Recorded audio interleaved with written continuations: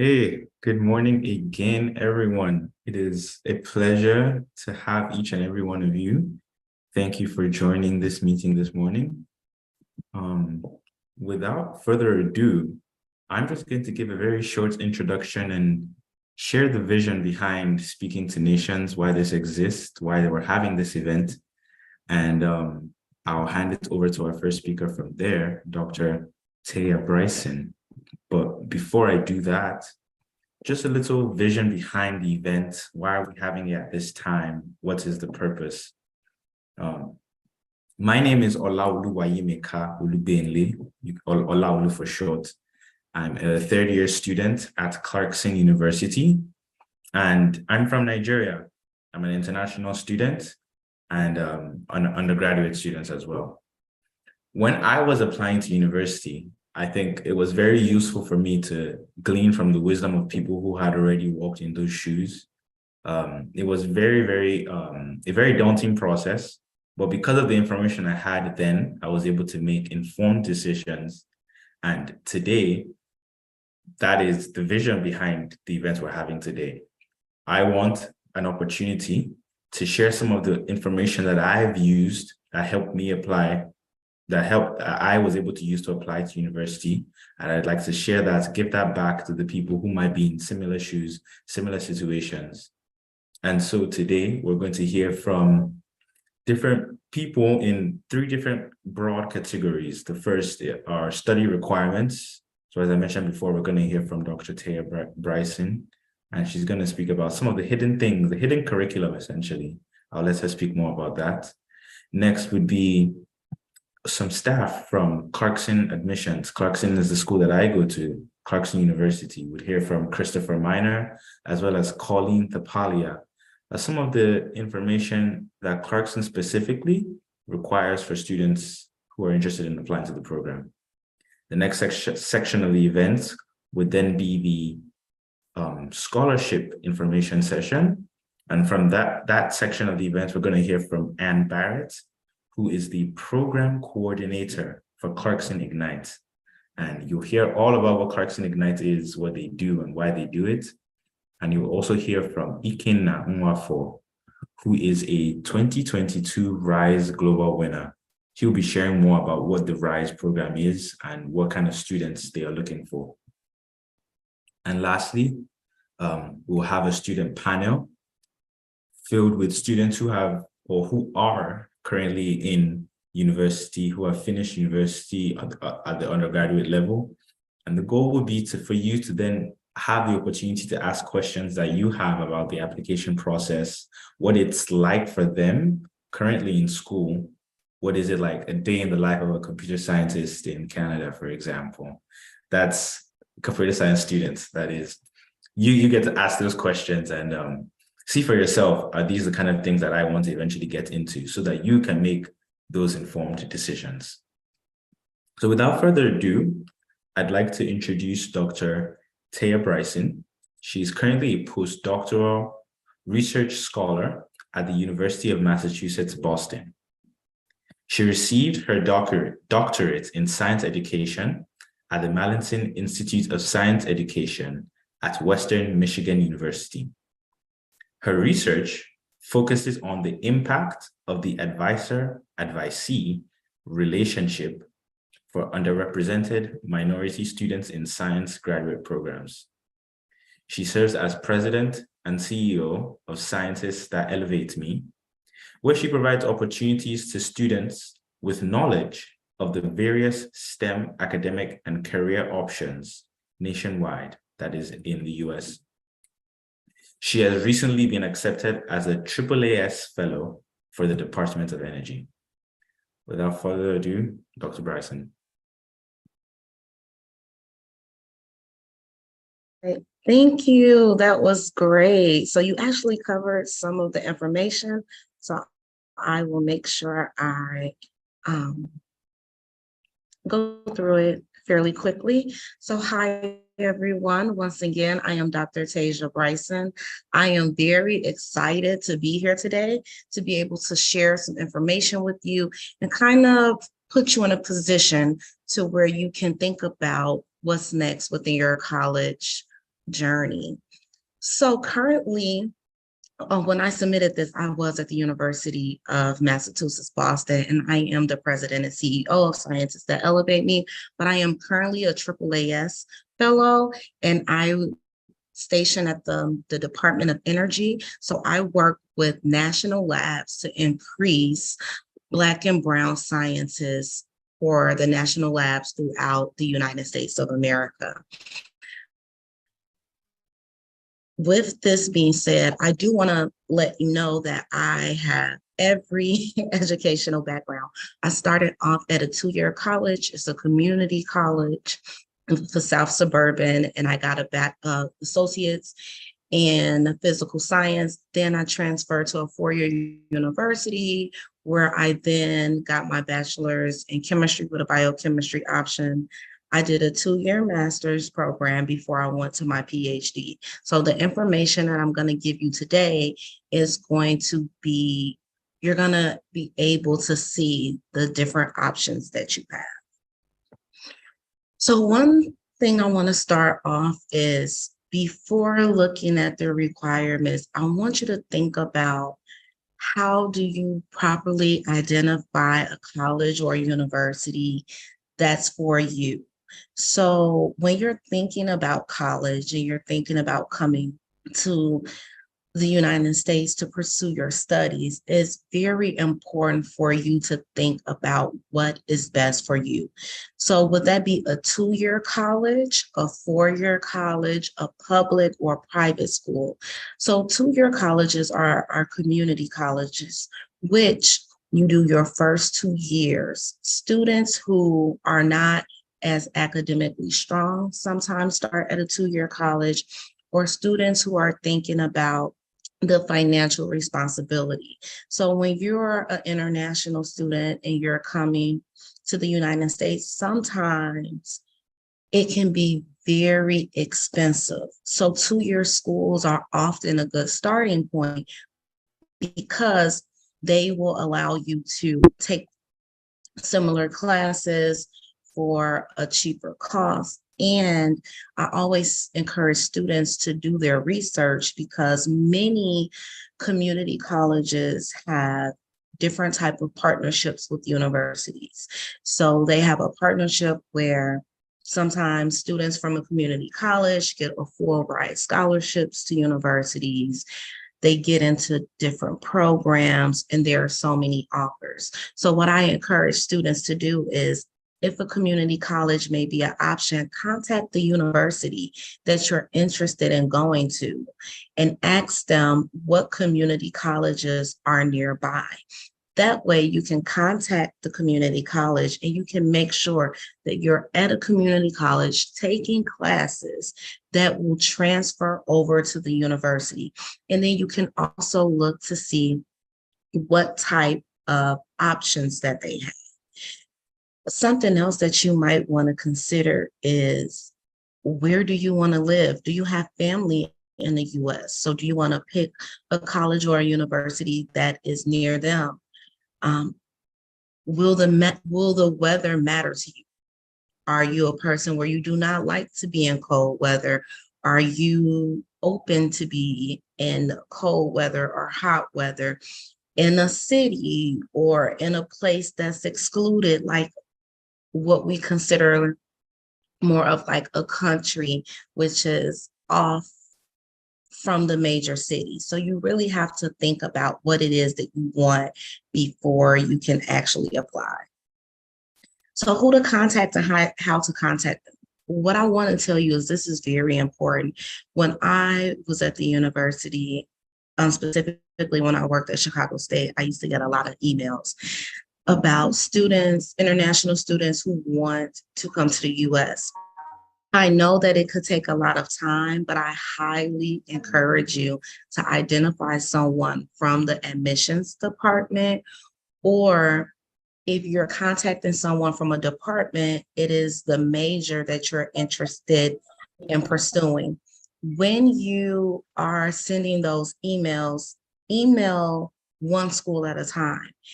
When you are sending emails trying to get information and you do one general email, and you are emailing 10 or 15 colleges at the same time, or you're putting a lot of people on an email at the same time, when it opens, it might be considered spam, or it may go directly to the spam box. So if you have someone that is at the university, you can ask them to introduce you to someone or at the college, and opportunities such as this is very important because you're going to meet people from admission. So make sure you send a follow-up, you try to connect with them, and then that way it will not look like it's spam.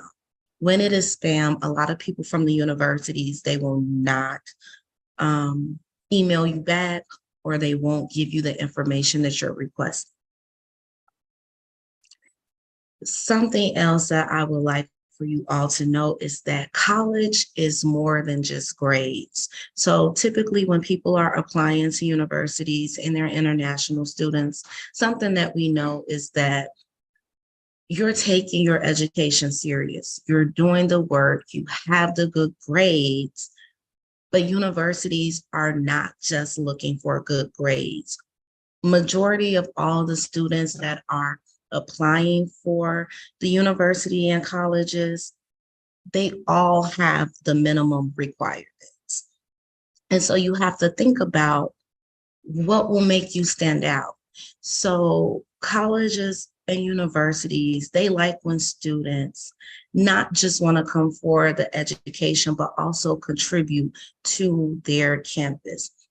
If you desire to be involved in clubs and organizations, if you are interested in playing a sport, if you're interested in any type of internships, because while you are at that college or university, you are a representative of their institution. So a lot of the times when students are writing personal statements, they always talk about their end goal. What do they want to do in the future, which is great. I encourage you to include that.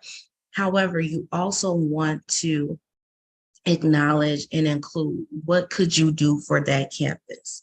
How can you carry the school name with pride? Are you interested in doing internships? What connections do you have? This is very important because it can allow you to stand out. Be mindful, everyone or majority of the students who are going to apply for this college or university all have the minimum requirements. And so when you're thinking about that, it is very, very important for you all to be mindful. And also, if English is not your first language, allow someone to look at your personal statements, how the sentence structure is good. I will also put in the chat before I leave about Grammarly. Grammarly is a free, they have a subscription, but you can do it for free, where you can put your personal essay or paragraphs into on this site, and it will check for grammar errors. This is very important also. As I stated, I am the president and CEO of Scientists That Elevate Me. You can add me on Instagram. I will be sharing opportunities, internships, and resources. I also value students, and you can send me an email at Scientists That Elevate Me. I am open to answering questions that you might have after this, or if you have additional questions or need someone to read something, I'm available. Thank you. Thank you very, very much, Dr. Bryson. If you could give a round of applause, that would be amazing. You could put an emoji on your screen. But thank you very much for sharing with us. It's very helpful. And thank you also for being available for us to be able to contact you. It's really, really very, very helpful. No problem. I do want to use you as an example when I said universities are looking for scholars. You took the initiative to help other students who might be in a similar situation that you were, to provide them information. You are the type of scholar that universities want to be able to bring. So round of applause for putting this together. And if you do something in the future, please feel free to reach out to me. I will be honored to participate. Thank you very much, and will do. Up next, we're going to be hearing from Clarkson University staff, with the first being Christopher Minor. Now, Christopher Minor, he has been a member of Clarkson's undergraduate admissions team for 4 years and 1 year at the Clarkson School, which you will hear about more shortly. He is the Associate Director of Undergraduate and Clarkson School Admissions, and in his free time, he enjoys golfing in the North Country, which is northern New York, where Clarkson is located. He believes that the courses are well and beautifully maintained. So if you do come to Clarkson, please do check out some of the courses that we have here. And you can see even behind his screen, some of the beauty of the North Country. He enjoys attending school athletic competitions, and he's a fan of the men's and women's lacrosse and basketball teams at Clarkson. Without further ado, Christopher Minor. Thank you. Hello, everyone. Thank you so much for joining me I guess this afternoon for you guys. It's morning for me, but thank you all for joining me no matter what time it is, wherever you are. We appreciate you taking some time out of everyone's busy schedules on a Saturday, especially to learn a little bit more about the college process. Let me just pull up my presentation for you all. So as he said, my name is Chris Minor. I am the Associate Director of Undergraduate Admissions and Associate Director of Admissions here at the Clarkson School as well. What I'm going to talk with you all about today is a little bit about the college admissions process, or what I like to call it, College Admissions 101. So I won't touch particularly on Clarkson's application process. We have a few sessions that we will do on our own. You can check out some stuff on our website regarding Clarkson's process. I'll talk a little bit about our GPA requirements and things like that as well throughout, but anything that is Clarkson specific, please feel free to reach out to me at the end of this. Send me an email if you guys ever want to come check out campus, things like that as well. Without further ado, let's get started. So the agenda for today, the introduction. Olau did a great job of introducing me. So that would be the introduction. So as I said, that was me, Chris Minor. What we're going to talk about a little bit in the beginning is the college application, some key components to that, and what makes a good application, right? So there are a lot of varying degrees of what makes an application good. So we'll talk a little bit about those things. Next, we'll talk about paperwork and deadlines required. So transcripts, things that come along with your application, supplemental materials, things like that as well. We'll talk a little bit about Naviance, how to make your list of schools, tools and strategies as you're kind of formulating the schools that you want to go take a look at as well. Then I'll follow up with snapshots of some schools that are in the United States that you guys may be interested in studying, their academic requirements. I'll touch on Clarkson's academic requirements in that portion as well. And then we'll do some final thoughts, some things that I think are important for every student that is applying to colleges to know as they go through this process. So, what's the difference for the class of 2024? SAT and ACT registration is open. Most schools at this point, since the pandemic, have decided to go test optional, but some schools may require your SAT or ACT scores if they want you to have merit-based aid. If your SAT scores aren't super high standing, it may be a good thing to consider not submitting those scores to the schools that are test optional. Some things to keep in mind, I would say most schools are looking for SAT scores of around 1,200 or higher. ACT scores, on average, students are hoping for a 25 or higher. If you're within those ranges as well, so there is something called a sliding scale that students should be aware of too. Students with a stronger GPA, like if your GPA is about a 3.5 and your SAT score tends to be a little bit below that 1,200, it may not hurt you to submit those scores. But again, that's something that you may want to go over with your counselor a bit as well. Some things to know for the essay. Topics are things that you should know about is that everyone that has been applying has been through the pandemic or something similar to that at this point. Since COVID, a lot of students have had a lot of hardships that they have had to go through. So the important thing to note while you're working on your essay is what makes your experience unique. How do you separate yourself from other students without testing, like SAT or ACT scores for the test optional people in the room? Everything else is more important. So it's very important to focus on your essay, really spend a lot of time on preparing your essay. Right? Spend some time thinking about the things that will separate you from other students. Visits, interviews, and contact scores. The name of the game is demonstrated interest. One thing as me as an admission counselor is always looking for, we have this thing that we use called Slate. It's a CRM or a customer relation management software where we are able to see interactions between all of the students that we are working with, right? So any emails that we send you, any emails that we receive from you, text messages that we've sent you, things like that as well. We are looking at all of that, right? These things show that you have demonstrated interest in the universities that you're looking at. So the more interest that you show you have, the more interested the admissions office is in working with you. This not only benefits you in terms of learning more information about the school that you're applying to, but it may be able to benefit you in terms of aid as well, right? Admissions offices that see that you're interested, sending a lot of emails, going and visiting, whether virtual or in person, to a lot of schools, it shows us as admissions that you really want to be at the university that you are looking at. So they are more apt to work with you to try and find a financial aid package, or maybe they have additional scholarships, endowment money that they're willing to give to students that they know really want to be there and they know will be successful when they leave here, because we are assuming that every student that is coming to the university that you end up at is going to be very successful when you leave. In-person, virtual tours, visits, interviews, do as many of these as you can, because again, the more interest that you show at the university that you're interested in, the more interest they have in getting you to their university to be a student there. Always check in with your school counselor as well. Make sure you're touching base with them constantly. Hey, have you heard from these schools about these scholarships or programs? Hey, I just submitted this SAT score. Do you think this would be a good score to send to this university? Hey, I'm working on my supplemental essay for additional scholarships. Can you look this over with me as well? Always check with your counselors to see if colleges you're interested in will be coming to your area as well. I know that you guys are a bit further away. Us as international admissions, Colleen will probably touch on that a little bit more after I finish up my presentation with you all. So she will touch base on whether or not she will be able to come to visit you guys this year. I know that we have a program in the past where we've come and see some students in Africa and other places. So this definitely may be a good opportunity to visit her as well.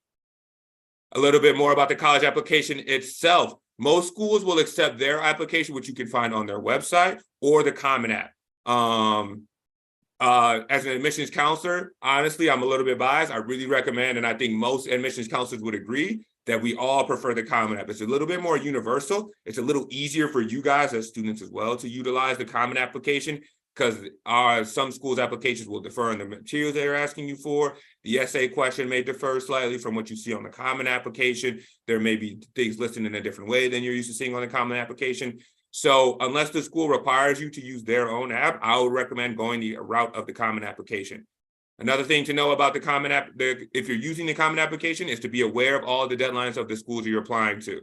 I recommend starting your application sooner rather than later, because starting your application and completing it sooner gives you ample amount of time to work on additional materials like scholarships, whether you're interested in joining things like honors programs, students that are interested in programs like the Clarkson school that he talked about a little bit earlier.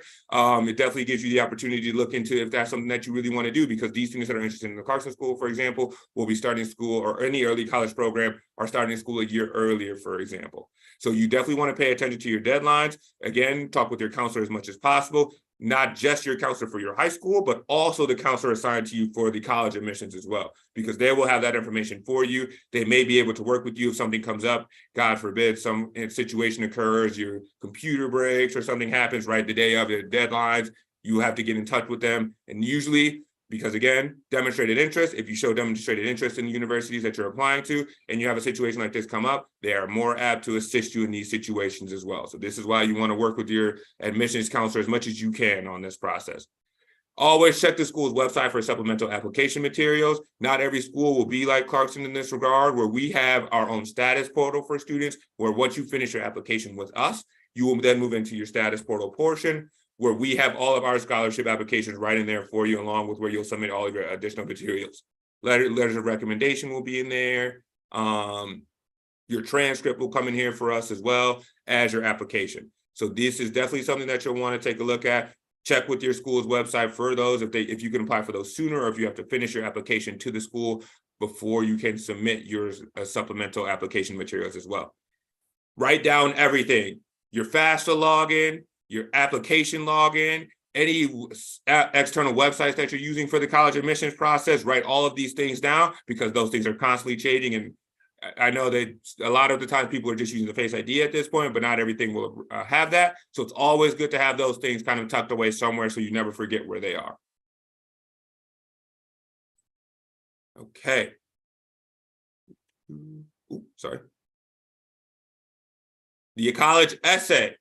This is a big portion. I know a lot of students are very worried about this. Let me start off by saying this is not something to be worried about. Me as an admissions counselor, the most important thing about the college essay is that outside of going and showing your demonstrated interest by attending in-person or virtual visits, going to open houses, things like that, the only way we get to know who you guys are throughout the application process is by your college essay. So that's why choosing your topic wisely is extremely important. It's important for you to be unique to yourself and the interest that you have and how that will benefit the university and yourself for the career aspirations or goals that you have when you leave us at the university that you're selecting. When planning your essay, it's important to think, what is vital to my character? What should the application committee know about me? Good topics to include in your college essay are things like personal anecdotes, favorite memories, important moments in your life, proudest accomplishments, goals and dreams, things like that as well. I also want to throw out there as well is that try to think of something that isn't a very common experience, right? Try to think of an experience that you've had that not many other students have had before. Talking about the game that you won or the game-winning shot that you've hit is something that I've seen in multiple essays at this point. Not saying that it's a bad thing to have if that's a good experience that really shows who you are as a person. But if that's what you're going with, you got to really make sure that you're separating yourself in that essay as well, right? How was that shot important to factoring into who you're going to be when you're joining our university, right? How was that experience that you had where someone in your family passed away unexpectedly? How did that help formulate you to be a stronger and better person that will be on our campus, right? Things like that as well. So definitely want to make sure that you demonstrate good judgment and maturity in your essay as well. Avoid discussing illegal or illicit activity during that essay. Show how you grew from adversities in that essay as well. Awareness of gratitude for the unique experiences of those around you. Avoid bashing your teachers. If you had a bad experience with anyone, try not to throw that in there because it doesn't really benefit you positively to spend any amount of time talking about the negative experiences you had in the college process, right?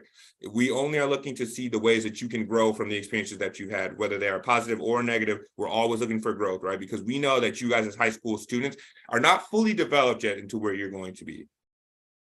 Avoid talking about sensitive topics like religion or politics as well, because you really don't know where your admissions counselor will be aligned when they're reading through your application, right?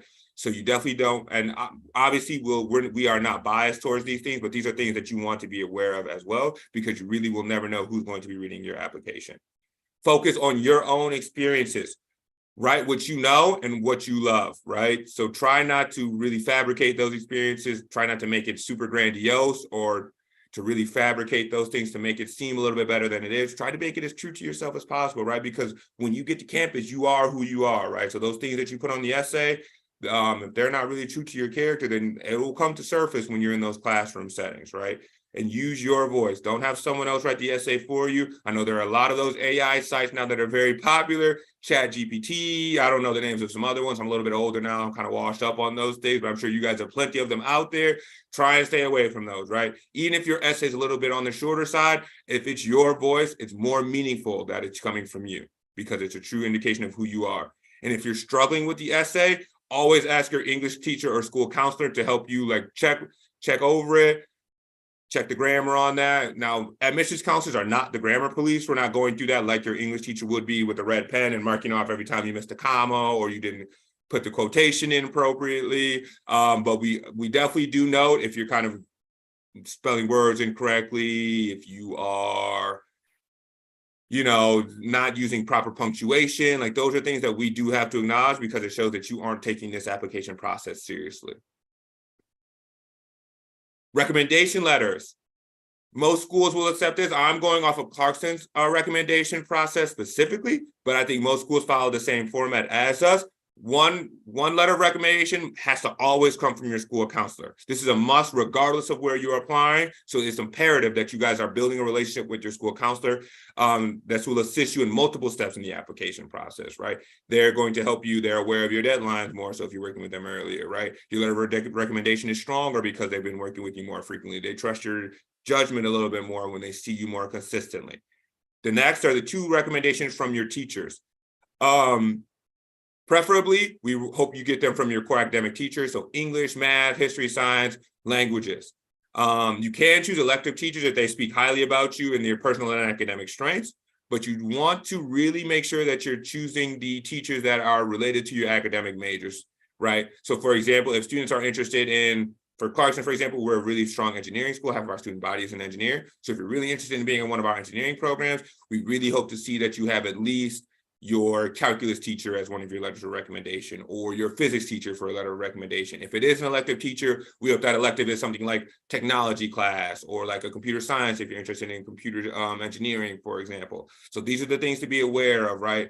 So try to pair those things up, because it only reflects you stronger, because we trust that judgment more. Like, hey, this student was in my calculus class, they're really strong in these areas, I think they would be a great fit for your university. And they'll also understand the lingo that you're speaking a little bit more as well, right?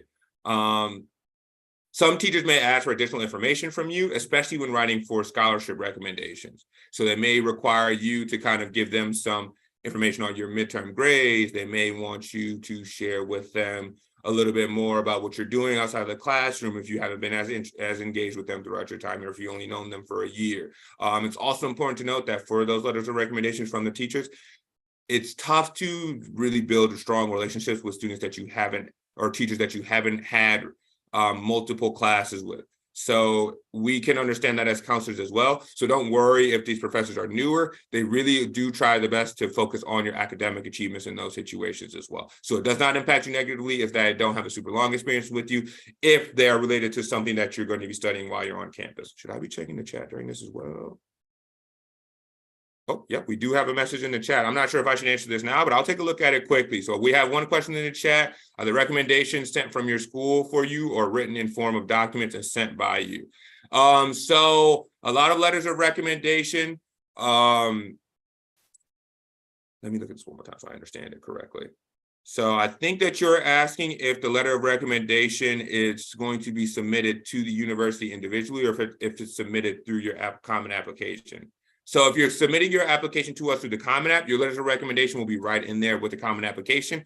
It may be a little different if you're using the schools that you're applying to's personal application. They may have you submit it separately. A lot of the time, some school counselors will submit it to us as admission counselors themselves as well, because they may not want the students, or the student may not want to look at that. I know when I was going through the application process, I'm like super, I don't know what the right word is. I won't say shy, but I tried to stay away from people like kind of praising me or talking negatively about me. So anything that they're going to say about me, I trust their judgment. I assume that my character will stand out in that as well. So I let them write those about me without me ever taking a look at those things. I've still yet to read the letters of recommendation from my high school counselors to this day. But that will be dependent on your school. So typically you'll submit that to the Common Application if you're using the Common App. Otherwise, you can always submit them to your school, to the college that you're applying to. Typically, we want the letter of recommendation to come from the person writing the letter. So make sure that they're the one sending it if you're going to have them email it to university themselves. I hope that answered the question as well. Let me know in the chat if that was what you were looking for. If not, I can try and elaborate on that a little bit more. Okay, but I'll move on for now because I'm not sure how close we are on time. Oh. Now, choosing your schools. My recommendation as you're going through this process, right? Unless you're very certain of the school that you want to be at and you've done a ton of research on this since the time you were a young child, we recommend that 6 to 8 schools is about a good spot to be in for the application process. You want to go for 2 schools that you're targeting, 2 schools that you don't have as much interest in, but you may be, like, if you got into there, it would be a cool experience to kind of leverage the schools that you're really interested in going to, and 2 uncertain schools that you're unsure about, that you may not have done as much research on, but they have the programs you're interested in that may be a little bit further away from home than you realize. Make sure you actually want to attend the schools you're applying to as well, right? So all 6 of these schools should be schools that you do have an interest to applying to, just varying degrees of interest, right? So the 2 schools that you want to focus on the most will be your targets. The 2, maybe the term I have here is reach schools, but we don't really like to use the term reach. It's just schools that maybe you're applying to that may be a little bit higher than your academic averages as well. We'll talk about that in the next segment. And then 2 schools that you're not really sure about whether or not you want to be there, but that they have a few things that you're interested in as well. And you never know how the financial aid will shake out for them. Right? So students that are using Naviance, which is a college application site where you can upload your GPA, things like that will be in there as well, is a good source, right? Students go through Supermatch, College Match, and each school has its own Naviance page. For example, Clarkson has a Naviance page now. Students have a niche direct admit program here at Clarkson University for students who cross a certain GPA threshold. A lot of schools are developing direct admission programs as well. So what a direct admission program is, for those who are not aware of it, is an opportunity for students based on their transcript submission or what we've seen from the guidance school counselor submission that they sent us up to this point. We feel they are strong enough fits to attend the university without submitting any other additional materials, right? Now, this doesn't mean that you can't submit these materials if you feel this will help bolster your application even more so, but you will be admitted through a direct admission program without having to do these things. The biggest thing when you're going through the process and you're selecting your schools is make sure that you're looking at the school website. Really do your research, right? Don't just apply to the schools based on the name you've heard, right? Like the schools that I think of when I come to mind about this are like Harvard, Yale, et cetera, any of the Ivy League schools, right? Like you may think that you want to go to these schools, but if you haven't done any research on these schools, that you may not really know if these places are really places that you will align with, whether socially, academically, if they even have the things you're looking for academically as well. So make sure that you're doing your own research as well. Look up the student groups, look up the sports that you're interested in. If you're interested in playing sports in college, look up the activities they'll have on campus as well. Look up the things that they do extracurricularly, right? Look at the big events, look at the homecomings, things like that the different universities you're applying to are doing, because those are the things that you will be participating in for the 4 years. So you want to make sure that you're selecting schools that you'll have things to enjoy while you're on their campus. Most schools will have Twitter, Instagram, Facebook pages, etc. These will be less, a lot of the times for Clarkson, for example, we are using our student workers on the campus for our marketing and our admissions office to manage these sites. So you get a lot more of a fresher take on this, right? We say less polished, but it's a fresher take, I believe, as well, because they're giving it to you from their perspective, right? So if you go to the Clarkson admissions page, for example, we have an Instagram page, Clarkson Admissions, if you want to go check that out. We do things like student highlight of the week. Students are talking about the different things they're doing on their campus, et cetera. I think a lot of other universities follow similar kind of pattern and things that they'll be doing on their different websites as well. There's a main site for Clarkson University as well. If you guys ever wanted to go and check that out, there's a lot of cool stuff going on there, different achievement and award for professors, students, our robotics teams, et cetera, to go on there and check out. And it's just good to kind of see the things that different universities that you're interested in are doing to kind of get you excited for what you can participate in while you're on their campus as well. Another thing to try and do, if you have the opportunity to do, is to see if you can connect with some alumni, right? Sometimes they will do some interviews. Sometimes they will do Zooms with you guys.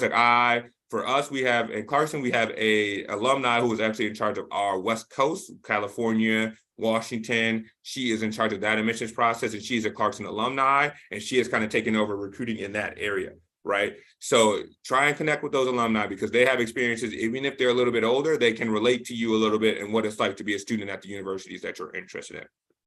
Visits and interviews, if you can't visit because you're too far away or if they don't have a virtual option, I have the pandemic here, I did not update that, my apologies. Take a virtual tour and schedule an interview to demonstrate that you have the interest in attending these universities, right? Make sure to check different websites, Naviance visiting colleges and emails to try and make sure that you're in there and meeting with these different students. Now we'll move on. Now I have examples of different schools' average requirements here. So I have a lot of the universities here that are located in like the Mid-Atlantic region. So you'll see here, for example, American University, which is a prestigious university in Washington, D.C. area. Their average GPA is a 3.6 to 3.97. Weighted GPA is a 3.9 to a 4.5. Average SAT score is a 1210 to 1370. And the average ACT score is a 28 to a 33. Clarkson University's averages, our average GPA is based on our schools. So for any students interested in our liberal arts business school programs, for example, our average GPA is about a 3.2. The SAT score is about a 1230. The ACT score is about a 26. For any student interested in our School of Engineering or any of our other STEM fields, our average GPA is about a 3.6. Our average SAT score is about a 1270, and our average ACT score is a 27 or 28 for those students as well. And I'll leave this up for a moment to see some of the schools that students may be interested in, if you guys want to just take a look at these, to see some of the other normal GPA requirements as well. So as you're taking a look at these, make sure that you guys are kind of thinking about where you fit in this process, right? Start considering, based on your GPA requirements, the schools that are realistically in range for you, because you guys know as students, right? We really want every student to be able to attend, but there are some things that schools will not budge on, right? So a lot of the things like GPA averages as well are one of those big moments. There are some unique cases where you may be able to cross that threshold based on your essay, things like that. Your supplemental materials may supersede that, or if you had a situation in the past that may have impacted your grades at all. Those are things to note with us as well. but really try to select the schools that you'll notice, and this is part of your research as a high school student as well, to go through, take a look at those requirements, check with the admissions counselors at the schools you're interested in applying to as well, to see what those requirements are, to make sure that they are working with you to see where you will align in this process. If you're a little bit behind those GPA requirements, don't let it hinder you too much, right? For example, students that have it, like I'll go for American University, a 3.6 GPA, I really wouldn't recommend applying there. If you have a 2.6, you can still apply there. Your chances of just getting in may not be as strong as you would like if that's really where you want to be. Oh, we have some more questions in the chat as well. Let me take a look at these.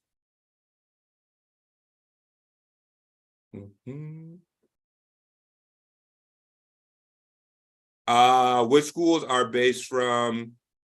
Oh, I think they're asking where these schools are. So these schools are all in the Maryland area specifically. So Mid-Atlantic, Washington, D.C., Frostburg is in Maryland, Johns Hopkins University is in Maryland, Georgetown is in the D.C. area, Loyola University is in Baltimore. So a lot of these schools are in the Maryland area because this is the territory when I started working in college admissions that I was recruiting initially. And then if you could tell me what IELTS is, that may be a question for Colleen as the International Admissions Counselor. But if you wanted to share that with me, I may be able to answer that for you as well. And then the last thing that I have for you guys, some final thoughts.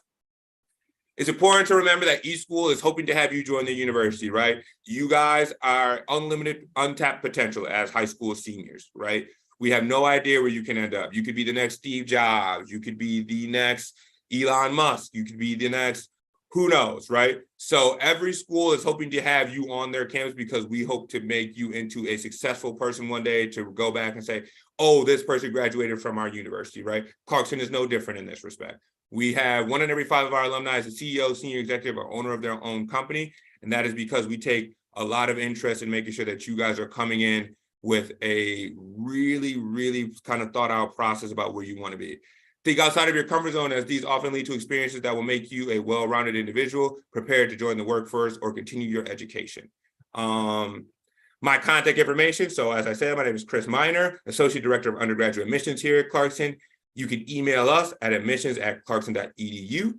Give us a call anytime. We're open 8 to 4:30, Monday through Friday. We're also open Saturdays, 9 to 2, 315-268-6480. Thank you guys for taking the time to hear from me today. Thank you, Olalu, for allowing me to jump on this today. So I really appreciate you for asking me to do this. And I hope you guys found this helpful and enjoyable. Thank you so much, Chris. If you could jam our emojis together, I guess, for Chris. Thank you for sharing with us. That's very helpful. I would say I completely agree with what Chris has shared with us. One of the big things I want to also point out is those recommendation letters. It might take your recommenders quite some time to write them. So it's important you start as early as possible. So you give them enough time to submit it before the deadline the university requires.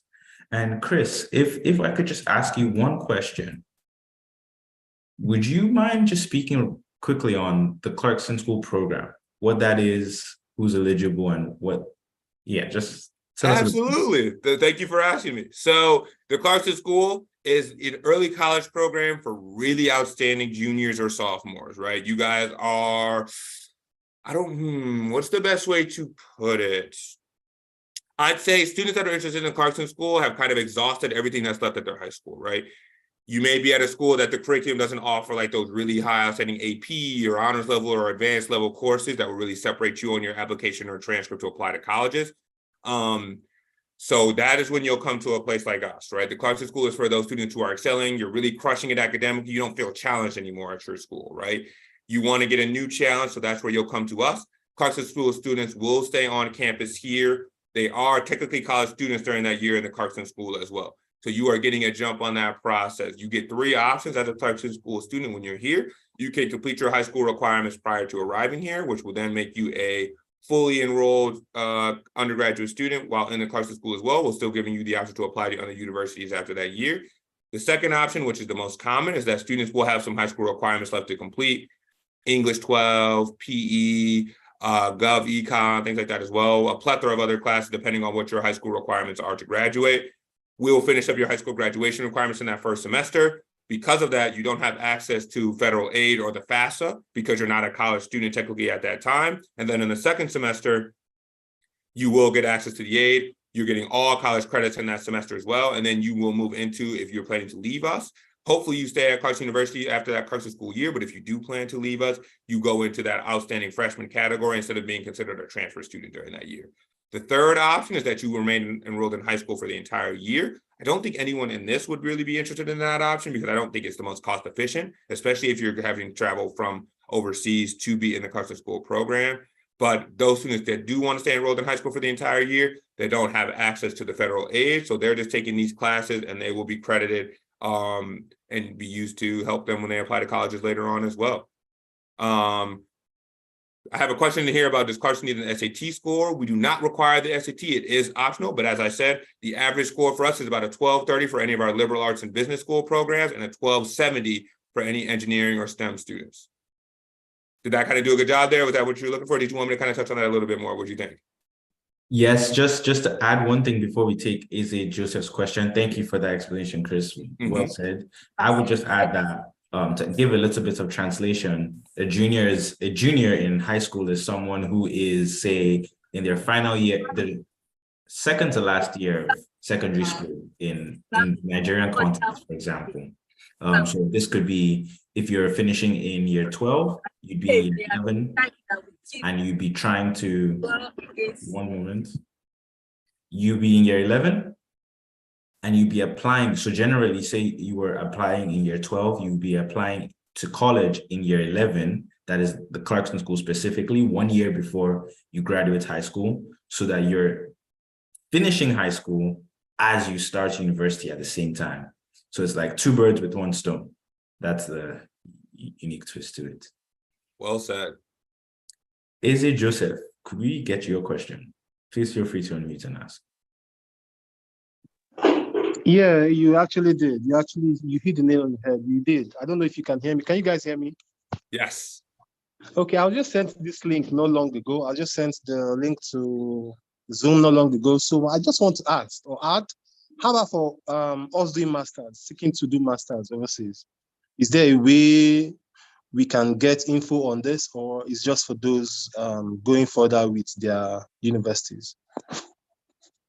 So just to clarify the question, you're asking about our master's programs, like what that application process is like specifically? Is that the question, or are you? Yes. Do you have programs for masters? Because I've been trying to search. I've been searching for master's program online, and I really want to know the best way to go about it. Sure. What master's program are you interested in? I don't know, just maybe a software program, because I majored in engineering, and right now I want to do a software program overseas. Oh, then we absolutely would do that. Honestly, you have you have the admissions email. I'll put my email in the chat as well for you. I'll send that to you privately. If you want to follow up with me, we can touch base and I can get you in touch with our graduate admissions office. Please do. I'll be grateful. Please do that for me, please. Certainly. I just sent that over to you. So definitely follow up with me via email and we'll get you in touch with the people that you need to get in touch with to get you started in that application for our master's program. All right. All right. Thank you so much. Perfect. Okay. I don't want to take up too much more of anyone's time. I think we have another segment that's coming on shortly. So if you guys wanted to move on from me, please feel free to do so. I'll be here. I'll be always in the office. Always feel free to send us an email. I would be happy to work with you all. Just to quickly mention, we are waiting a bit for one of the speakers. So if you do have questions, please feel free to ask them at this moment.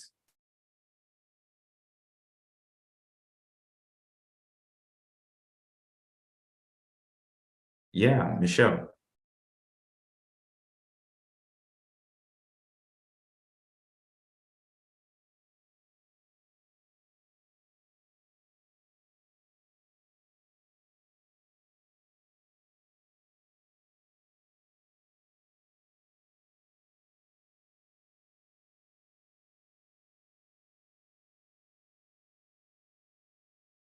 If anyone does have any questions, you are able to ask them now.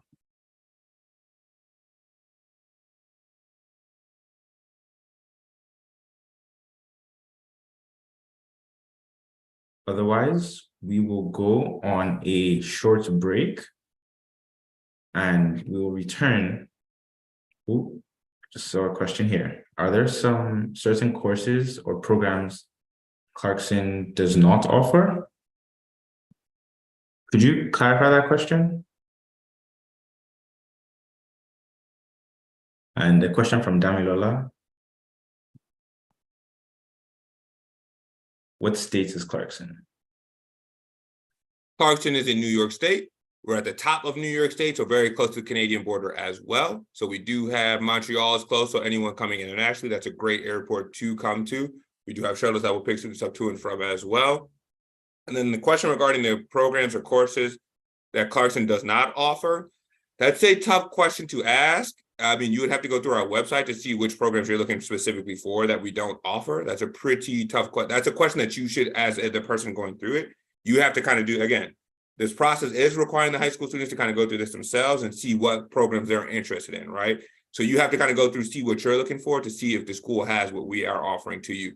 Every school doesn't have, no school has every major out there. So every school has something that they don't offer, for example. Most schools try to offer as much as they can, right? So I don't know what you're looking for, so I can't say whether or not we do offer it or we don't. So it may be up to you to go on our website, which is clarkson.edu, to see if what we offer is something that you're interested in.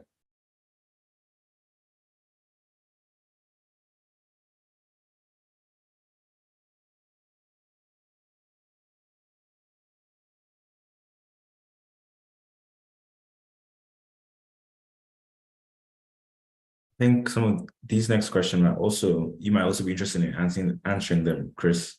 Do you need to finish schooling in Nigeria before you can apply to Clarkson? So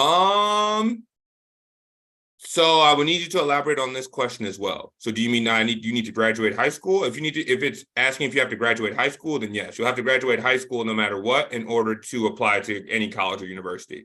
You don't have to graduate high school to be a part of the early college program, the Clarkson School, but to apply to Clarkson University or any college or university, you're going to have to finish up your high school requirements. And the next one, Clarkson is Division I for men's and women's ice hockey.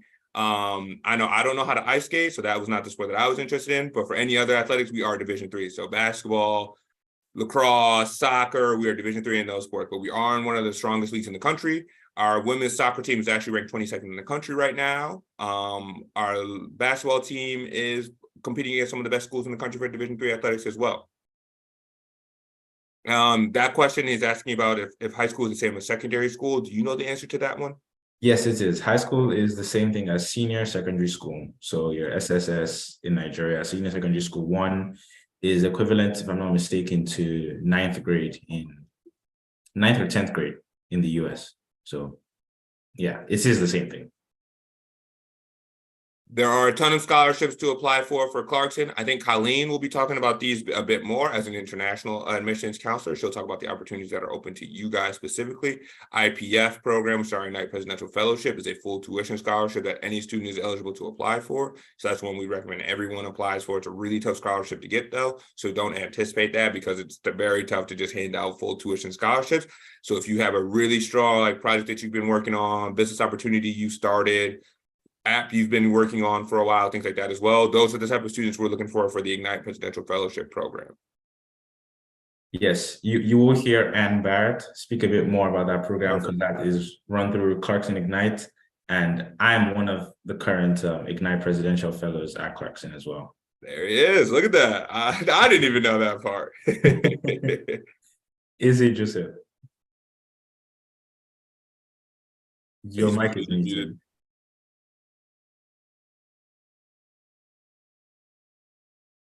Your mic is muted, Izzy. There you are. Now? Okay. Somebody asked a question earlier about IELTS, International English Language Test System. So I want to ask, does anyone have to take the test to get into Clarkson? Because over here, it is made known to us that while trying to go abroad to school, you have to take the test on IELTS, and the process is really, really not easy. So I guess that's what somebody was asking earlier about IELTS that you were asking. You said you really don't know what IELTS is. That's it. International English Language System, Test System, something like that. Okay, so that would probably be a question for Colleen because she's the one, right, if you guys have to submit things like the TOEFL, any of those English language things that we have students have to complete, I, as an undergraduate admissions counselor, I don't touch on that as much because she's our international representative. She knows a little bit more about that than I would. Those requirements, the scores you have to hit on those to be eligible to apply to our university, things like that as well, right? If you don't have to do it because if English is your first language, for example, like there are a lot of tricky things with that I don't want to speak incorrectly on. So I apologize that I can't answer that for you now. But Colleen will be with us at some point today during our presentations. So that would definitely be a question to make sure that you remember to ask her as well. All right, that's fine. Thanks. And if you're not able to get the question answered today, please also feel free to email. Send us an email. Send that question out in an email. Oh, let me send the general admissions email again in case anyone forgot it. So here's the general admissions email for Clarkson. Always feel free to send us any questions that you guys will have if you're interested in attending our university. I'll also put our website link in here as well. Go in there, take a look at our website, check us out, see the cool stuff that we have going on our campus as well if you're interested in attending our university. We do have another question in the chat. This may be one for you since you're a student here currently. It looks like they're talking about student life. Sure. Before that, there was a question on Clarkson's scholarship covering accommodation. And typically, scholarships would go first to tuition.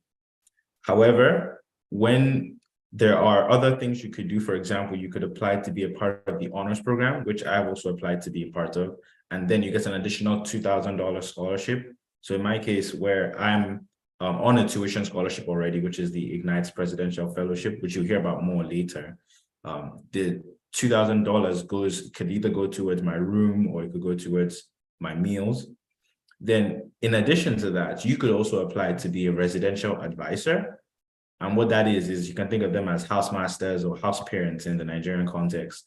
And what they do is they are the ones who oversee the student life in the residence halls. So you're going to be the house parent, in a sense, of a particular floor in one of the dorms on campus. And you're responsible for making sure that there's peace and tranquility in those residence halls. You'll be the point of contact for students when they're moving in, moving out, and whatnot. And the compensation for that is a scholarship to cover either your meal, and in some cases, your meals and your room. And it'll vary depending on the universities as well. Most schools, so Clarkson, for example, all of our scholarships can only go towards the tuition. Very rarely can we start making scholarship impacts towards your room and board, right? Unless you show us that you are a student that is high need, right? High need, things like that as well. If you're getting grants given to you, things like that as well, based on like the financial information that you've submitted to us, is the only time that you are able to get additional aid that will help accommodate room and board, for example. Most of the time, you're only getting scholarships that are going towards your tuition because that is the educational cost for being here. Yes. And to the question about campus life, I would say that almost every day, if not every day, there's something going on campus. We have a student center, which is where the student life really lives. They have a big screen with music that they play throughout the day. And there's a bunch of different clubs and organizations that Clarkson has, which are all student run. And the idea behind this is based on your interest. For example, you get to choose what clubs you'd like to join. For example, there's the Rocketry Club, which designs rockets. There's Design, Build, Fly, which designs little planes that actually fly. There's the Rowing Club, people who go out a canoe and like go on the river and boat really early in the morning. So there's a variety of clubs that one can join. And that really adds to the idea of campus life. There's other sporting activities during the fall semester. So the academic year is divided into two, the fall and spring. During the fall semester, the university hosts intramurals, which are simply sporting competitions between student clubs, between, for example, club soccer, club football. What happens is you are asked to form a team, and then you get to compete between other teams within Clarkson, hence the intramurals. So there's a heavy amount of activity that goes on campus, and you're definitely going to find something you'd be interested in. As for the question on resources for entrepreneurs, you will hear about this when Anne comes to speak from Clarkson Ignite. Clarkson Ignite really tries to foster that sense of entrepreneurship and innovation across the Clarkson University campus. And one of the resources that they have is the Shipley Center for Innovation. The Shipley Center is, I believe, it's separate to Clarkson Ignite, but the aim of the Shipley Center is to help students who are interested in starting their own venture, for example, their own business, help them like work through that process and create a business plan, file for a patent, receive some seed funding to get their ideas off the ground. And to the question on whether you can come in as an undeclared major, Chris, do you happen to know this? Sorry about that. What was the question one more time for me? Yes, the question was, are you able to come in as an undeclared?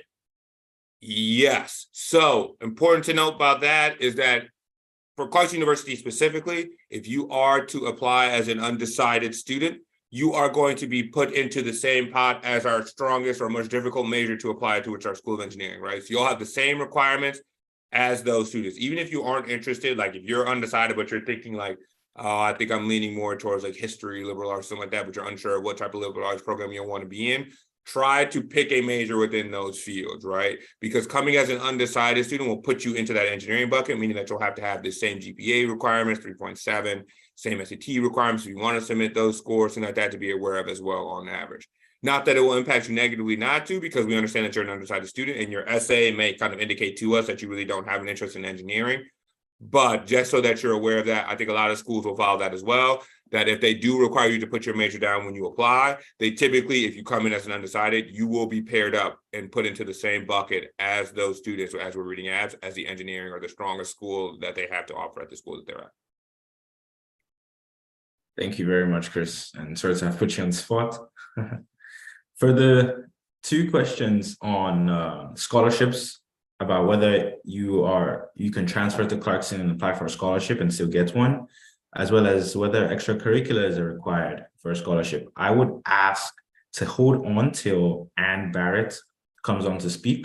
She will be best situated to answer those questions, unless Chris might be able to answer them, but definitely hold on until Barrett comes to speak. Okay, yes, that's Chris's key, to wait for Anne. For the question of whether Clarkson is a Christian university, Clarkson is not a Christian university. However, there are Christian clubs and organizations on the campus. I'm heavily involved in one of the Christian clubs here, Basic Brothers and Sisters in Christ. And there are a bunch of different churches in Potsdam, which is where Clarkson is situated. But fun fact, our school's motto actually does come from 1 Timothy chapter 2, a workman that needeth not to be ashamed.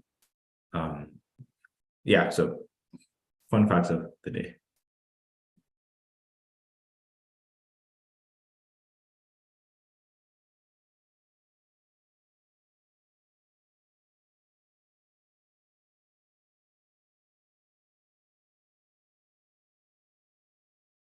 To your question, Willow, about your extracurricular activities being debating, even though you're a science student, I would say that really adds to your repository. It shows that you have interests outside your academic interests. It shows that, okay, this person is a science student, but is also interested in debate. Kind of shows that you're this interdisciplinary person. You are able to move between different disciplines and really show your skills in both sides. So I think it's only an advantage in your situation. I hope that helps. Well, at this point, we're going to take a 5-minute break and be back on here 10 minutes past the hour, by which time we will introduce Anne Barrett for the scholarship information part of this webinar. So please be back 10 minutes past the hour. So in the next 5 minutes. Thank you all, and we will see you shortly.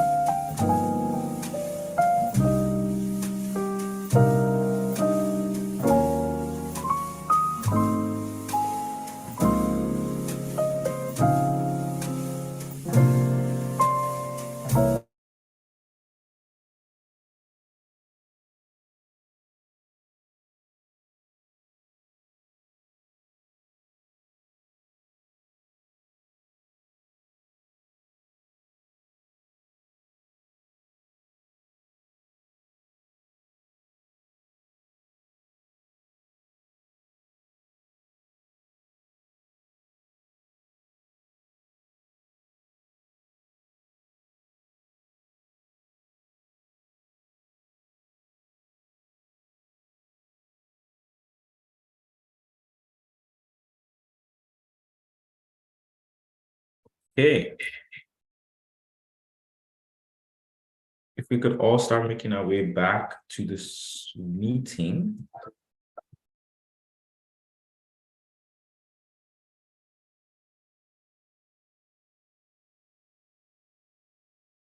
I hope we've all been able to benefit from some of the information that was shared earlier in the study requirements part of the session.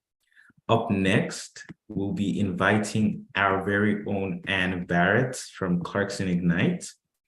But before I give her the floor, I give her a very short introduction.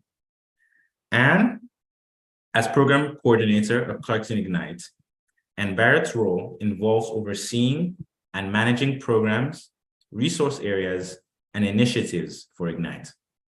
Her responsibilities include organizing and managing events, collaborating with faculty and staff, and ensuring the smooth implementation of programs. Anne has a myriad of experience in areas which include accounting and finance, admissions and financial aid, managing student workers, to managing makerspaces, which you'll hear about, and media production centers, to name a few.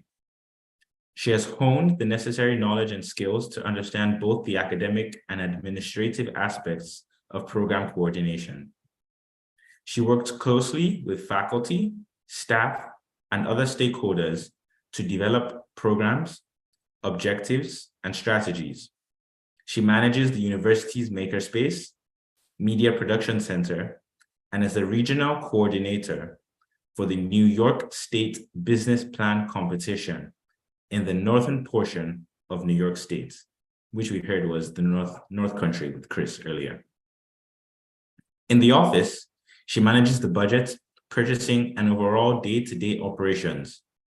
Her passion is working with students in all of these areas to ensure they learn the skills necessary to be successful after graduation. Anne serves as the chairperson for the Support Staff Council and is a representative on the President's Staff Advisory Council. At Clarkson, she serves as a critical link between the university, faculty, staff, and students. Ladies and gentlemen, please help me welcome Ann Barrett. Thanks, Olalu. I hope everybody's having a good informational day today. So I want to talk a little bit about the Ignite Presidential Fellowships Scholarship and a little bit about Ignite. I'm not sure what Olalu has shared with everybody about Ignite, but I personally think that it's an exciting department that brings great extracurricular resources to our campus community. So what is a presidential fellow scholarship? What Ignite looks for in an Ignite presidential fellow, which I'm just going to say IPF because that's what we call those group of students, IPFs. If you're ever on campus, you'll hear that a lot because they are an active bunch. And that's what we're looking for. We're looking for students who demonstrate curiosity, who are interested in innovation, entrepreneurship, and want to go that extra mile. They're not at college just to get their academic grades. They're there to explore and expand their knowledge and experiences. So for the Ignite Presidential Fellowship Scholarship, that includes tuition. So the total financial aid from all of your sources can exceed, of course, what it costs to attend Clarkson for an academic year for your tuition. It is a tuition-based scholarship, meaning it can only be applied to tuition costs. So if you receive other tuition-based awards from any source, that would actually reduce the amount that the Clarkson IPF scholarship would provide to you. So in addition to it just being tuition-based, you would need to have finances for your books, for your room and board, for any extracurricular activities such as your campus activities fee. So that is not covered specifically in your Ignite Presidential Fellowship Scholarship. It's only for your tuition. And that is spread over your four academic years, okay? So Why do students want to come to Clarkson and be a part of our Ignite Fellowship Scholarship? Well, as I stated, it's a group of students who are very curious. They want to learn more, and we give them those opportunities through our makerspace. What is our makerspace and what does it include? It's a resource area at Clarkson that has 3D printers. We have 3 different kinds. We have Ultimakers, we have Prusas that do PLA and PETG. We have 2 Form Labs, which is liquid resin. And we also have a Mark Forge, which does onyx. And you can do infills with Kevlar, carbon fiber, and the like. We have 2 laser cutters. We have a heat press and vinyl press. We have a sewing machine. We have what's called an AxiDraw. We have a lot of woodworking tools. That's one resource that you would have to, again, expand your knowledge here at Clarkson. We have the Media Production Center. So if you're interested in anything that is media related, audios, we do a podcast, video, still photography. We have all of those resources plus the software that students can come to Clarkson and utilize free of charge. All of our resource areas, it doesn't cost you to come in and use those, but we're really looking for individuals who want to do that exploration. One of the things that we look forward for our IPFs is to be Ignite ambassadors. So if we have events on campus, then we like our IPFs to come and participate with us, share their experiences with other students, such as Olalu is doing here. He's sharing what he has learned since he's been on campus with others. So that's, that's a big benefit, not only for him, but also for all of you who are in the audience today. So how do you apply to be an IPF? On the application with Clarkson, there will be a drop-down list for scholarships. So in that scholarship selection will be one that says, I want to be a presidential scholar, okay? This year, the IPFs scholars are asked to apply with a video. So a 2 to 3 minute video that showcases your enthusiasm as a student for innovation and outlines your aspirations for making a global impact through your journey at Clarkson University. We want you, again, to explore, be innovative, think about it not only locally, regionally, but globally. What can you do in your journey at Clarkson to expand your knowledge and maybe help things, problems or things that you've identified across all of those factors that can help society?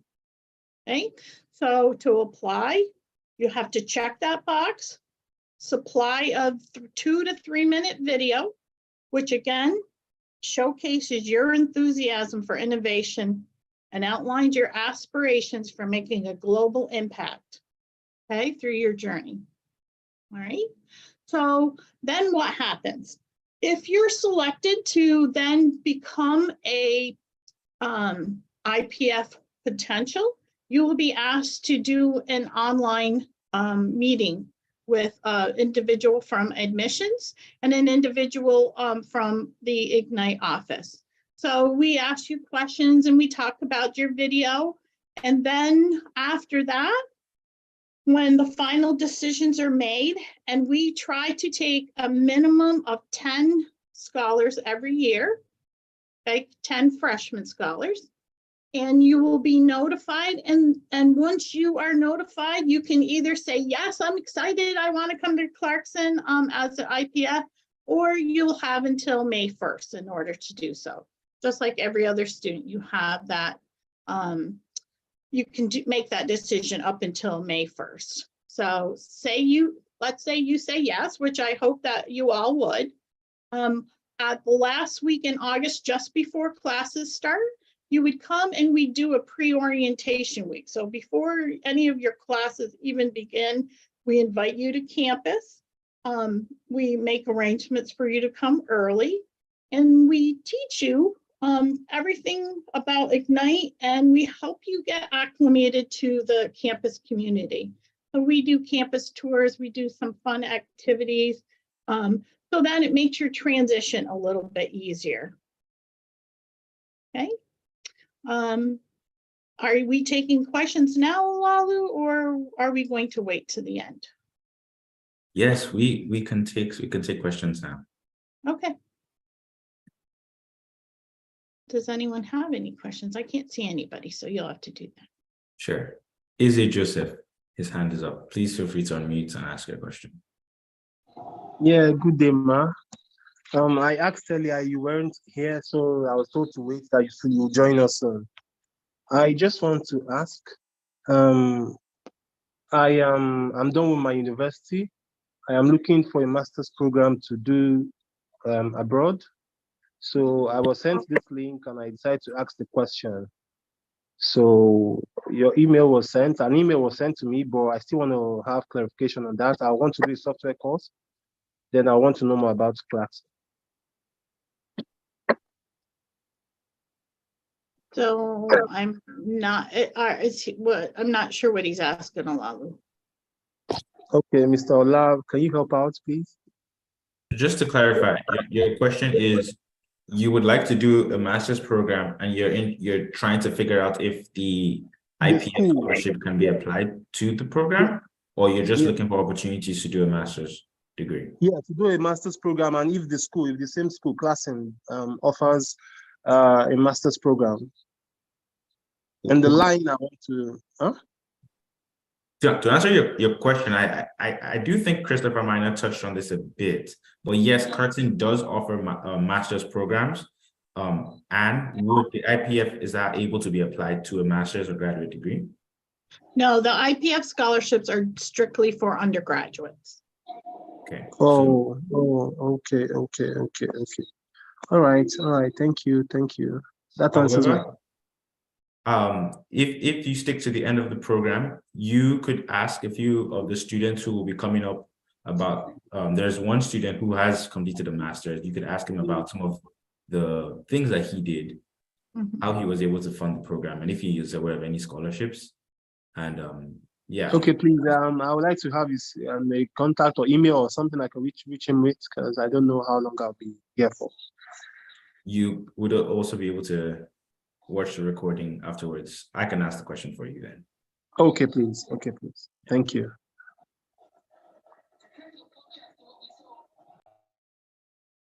All right, thanks. I appreciate it. You're welcome. You're welcome.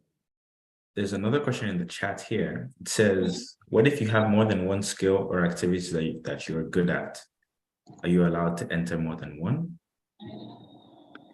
Well, it would be our hope that when you create your video that you include all of the wonderful skill sets that you have, and make sure that they are clearly defined in your video.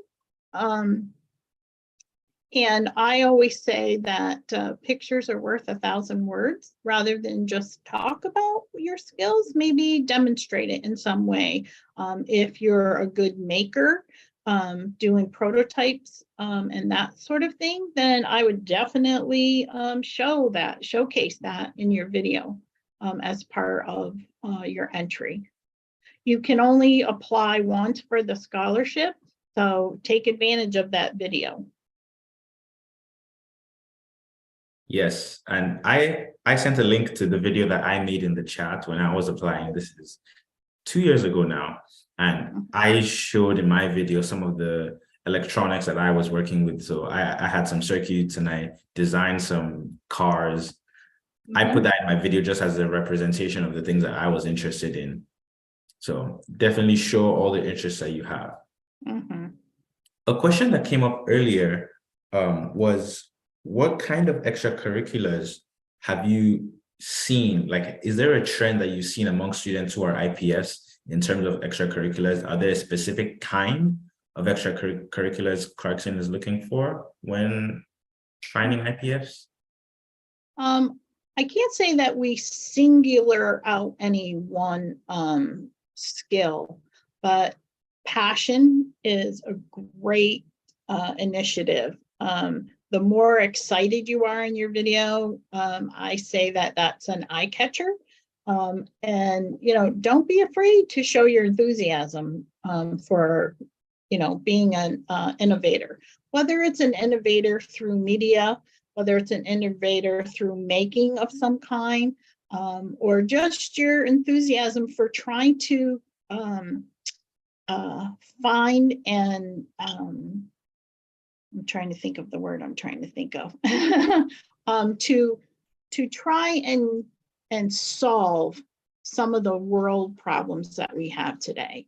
Did you tell them about your program for the President's Challenge? Those sorts of things are like wonderful. It's like, those are the things that we truly like to see students do.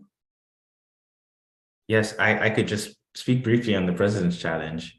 When I was in my first year, there was a competition that was assigned by the president of the university to think of a problem or define a particular problem that the particular community faces and identify a particular solution to it.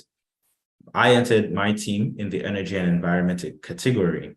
And the issue we were looking at was the waste exhaust that comes out from generators, so portable generators that we all have in our homes. These exhaust gases just go straight into the air. And one of the challenges is that causes pollution.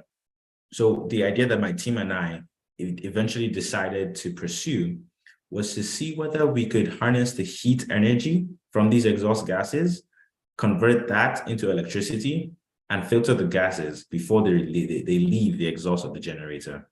So that's the kind of idea, turning this waste resource, which is this exhaust gas and the heat, into a useful commodity, being electricity. Yeah. So what Olalu and his team did is looked at a global problem and tried to come up with a solution. So if those are things that you are passionate about, those are the sorts of things that you should definitely present into your video, even if you don't have a final solution. That's not an issue, but we like to see forward thinking and trying to solve those sorts of problems. And do you know when the scholarship applications open, or are they already open? I don't believe that the application is open yet, or it's just opened because we just changed some of the wording for our scholarship, which is what I have just presented. You guys are the first ones to know that has changed, actually. So I believe that they're just getting ready to launch for the applications to Clarkson as a whole. And let me just give you a little bit of the timeline. So as applications come in, our admissions department does a first review of them, and then they select the ones that they feel are the strongest for our Ignite Presidential Fellowship Scholarship. They will then start reviewing those, I'm going to say late February, early March. So if you're thinking about applying for next fall, make sure that you get your application in, I would say no later than mid-January, so that they can be put in the pool and we can start looking at them, as I said, late February, early March. Then decisions are made late March, early April. So you would get notified of that at that time. Thank you, Anne. You're welcome. Just two questions that came up. One was, is it possible to be, Christopher Miner earlier spoke about the Clarkson School program. Is it possible to be in the Clarkson School and also be an IPF, that is beyond the Clarkson Ignite Presidential Fellowship Scholarship? Absolutely, because those individuals who start at the Clarkson School are actually considered freshmen at Clarkson University. So not only do you finish your high school courses, you also start with your initial freshman courses. So absolutely, if you begin at the Clarkson School, you absolutely can become a IPF. We actually have, we received one individual this year as a IPF who started at the Clarkson School, and we had 2 each of the following years. In fact, Lalu Angus is one that started at the Clarkson School. Yeah. Earlier, I mentioned that you can apply to be a residential advisor. Angus was my residential advisor when I first came into Clarkson. Mm-hmm. Yeah. Yes. And I think one more question is it possible to be a transfer student, for instance, from Nigeria, international, and be on the IPF scholarship? And the answer is absolutely yes. We typically take an additional 2 IPFs who are transfer students into the IPF program. Okay, thank you very much, Anne. You're welcome. We hope to see you towards the end for the general Q&A. If you have more questions, she will be there. Okay. All right, I will be there. Thank you all. So next up, I will be inviting Ikenna Nwafor to the floor. And Ikenna is a 2022 Rise Global winner. Can I just get confirmation? Ikenna, are you still here?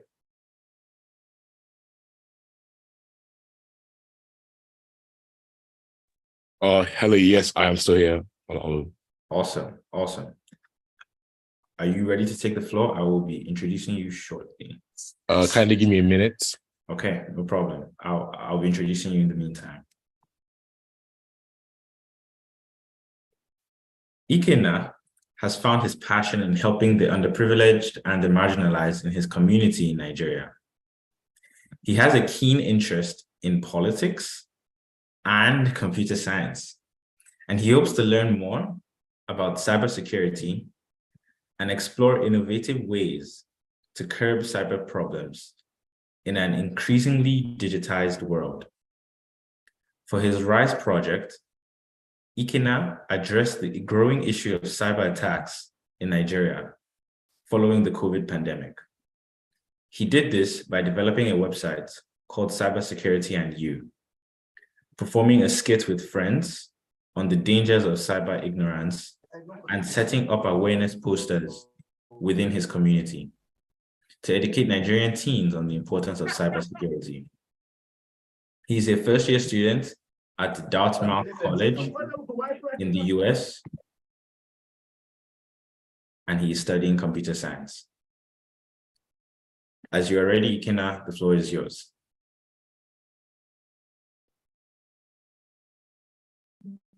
Hello, can everyone hear me? Let me share my screen. Loud and clear, yeah.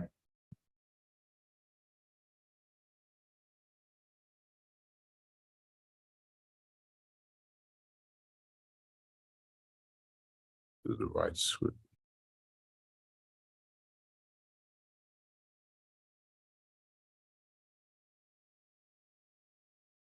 Sorry.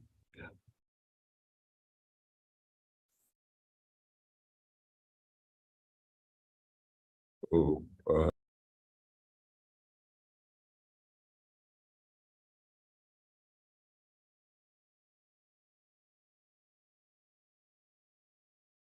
You might need to give Ikenna a minute or two. It appears he may have just accidentally, or his network may have caused him to leave the meeting.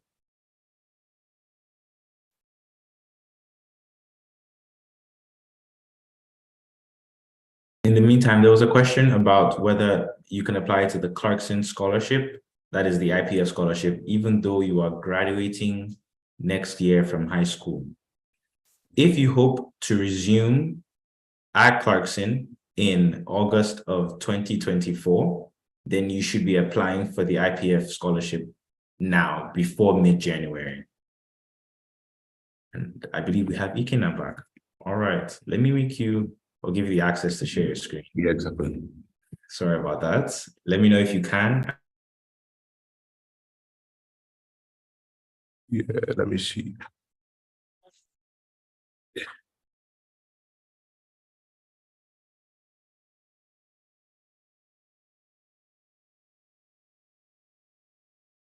So sorry.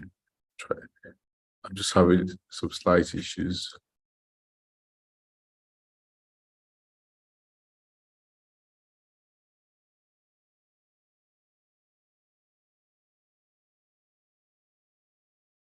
Okay,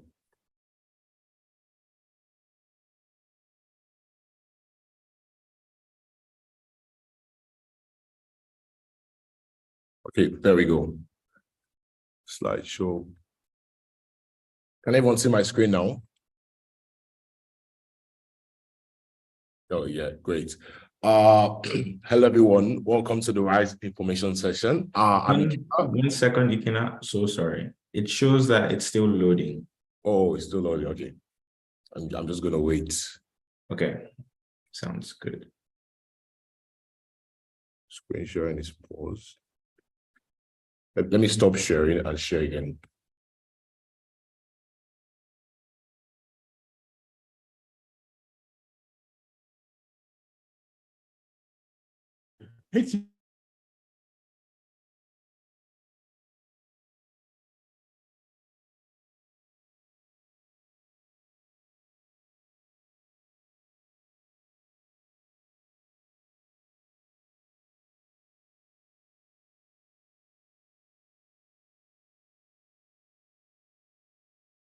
Can you see the screen now?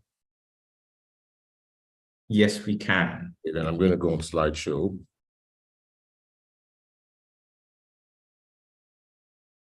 When it was shown, just let me know. Okay.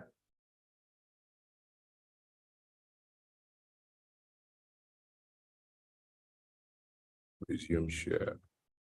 It's giving me some slight issues with resuming share. Can you see it? It's still showing loading. Do you think it might be best to go on without full screen? Yeah. Okay. So now we can see it without full screen. Okay. Okay. Great. So this is the RISE info session. So I'll have to go on like this. So about me, I'm Ikenna Nwafor, that's my name. I'm Nigerian, right? I'm from the Igbo tribe, as you can tell from the name. I school at Dartmouth. I'm a first year student at Dartmouth College in the US, Hanover, New Hampshire. My passions are politics, technology, and history. I'm really, really into all of those three. And that's why I want to major in computer science. Potentially major in computer science and economics, and I'm also thinking of history, philosophy, and government. So around those areas are where I have where I have great interest. So yeah, I'm into all of those. And next slide. So my hobbies here are listening to Afrobeat. Of course, I think Afrobeat is the best music in the world. Dancing or trying to dance, having philosophical conversations with people, which increase my understanding of the way the world works. Meeting new people, of course, meeting lots of new people, reading political news, especially about Nigeria. I follow Nigerian politics, American and UK politics. You can have conversations about that with me. Watching random videos on YouTube when I'm free or when I just don't want to do anything, when I'm trying to procrastinate. So that's what I do sometimes. And trying to sing, you made some pictures of me trying to sing around this slide. But yeah, I'm here to talk about RISE, what it is and how to get involved in RISE, right? So next slide, what is RISE? Right. RISE is simply, in the simplest form, a program that finds promising young people and provides them with opportunity for life, right, as they work to serve others, right? That's just the basic definition of what RISE is as an organization, right? And RISE overview. RISE is a global community. RISE offers benefits to every single applicant, and RISE looks for talent in different ways, different innovative ways. They don't focus on one particular way. You don't have to do one particular type of project to become a RISE global winner, right? You could do anything at all that's innovative, creative, that truly shows who you are as a person, and you could become a winner. You could be selected as a winner. So anything at all, right?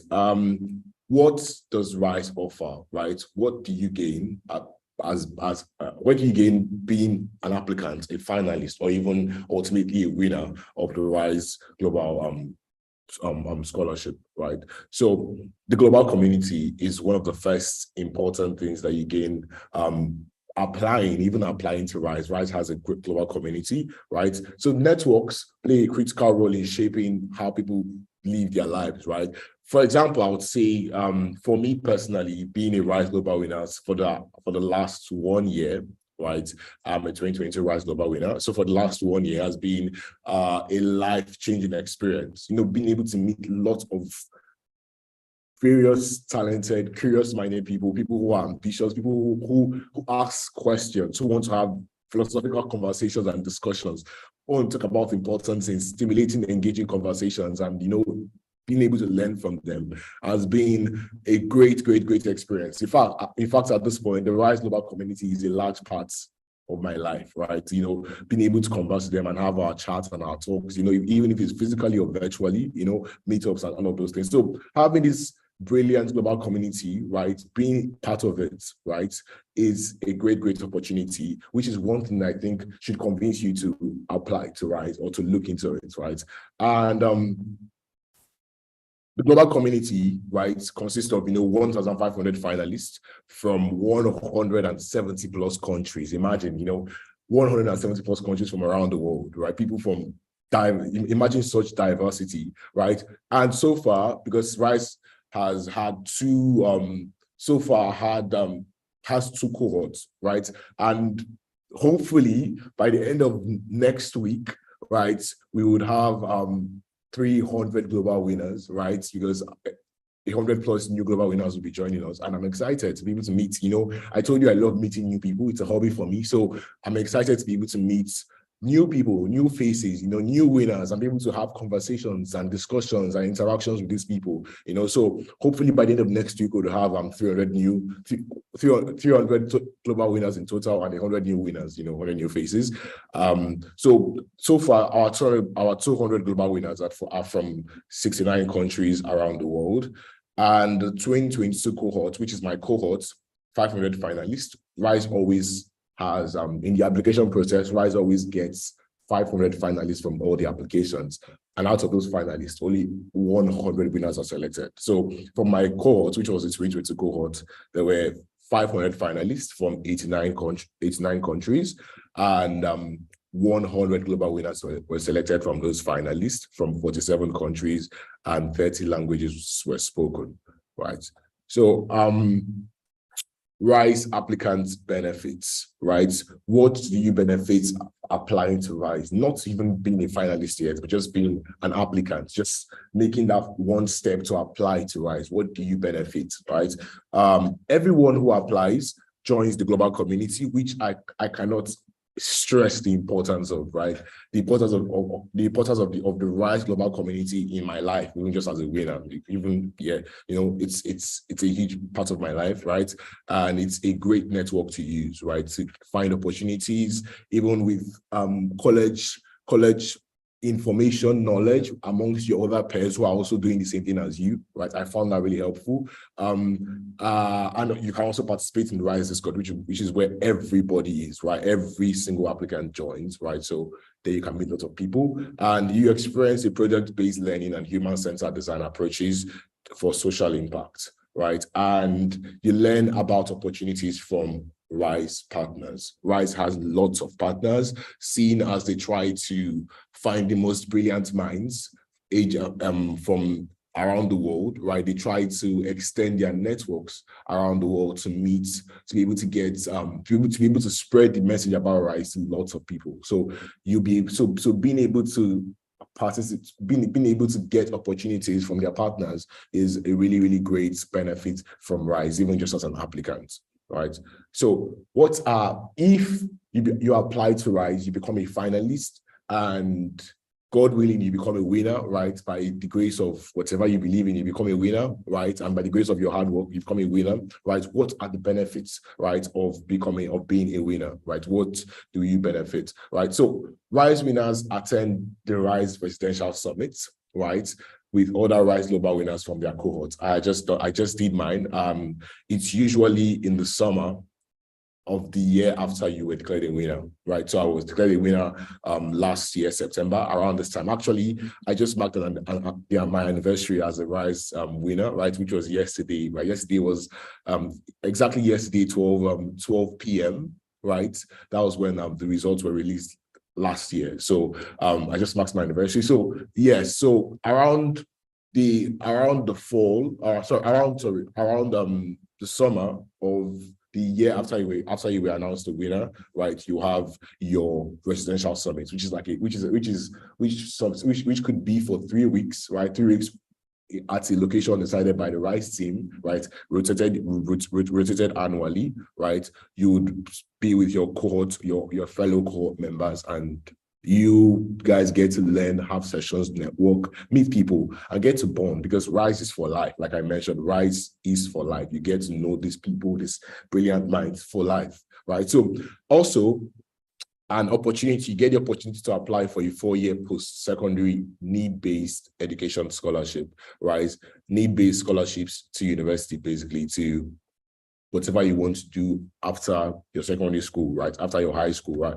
Which is mostly for most winners to go to university, to higher education, right? So you get to apply for funding, need-based scholarships for that, right? So chance to apply for funding for innovative ideas on a competitive basis. RISE has just released a fund called the Entrepreneurship Fund, right? Which is, like the name says, right? You want to get into something for social impact, right? You take this idea, you bring it to RISE, and RISE can give you up to $25,000, to be able to work on this project. So also access to RISE's network, connecting global winners, community members, and partner organizations, right? One partner organizations that of RISE that really interests me now is the Rhodes Trust. You could have heard of the Rhodes Trust. The Rhodes Trust actually and Schmidt Features, right, came together to form RISE. So during the summit, I was able to meet lots of Rhodes scholars from Africa, from around the world, from Japan, from Jamaica, right? And I was able to meet them, have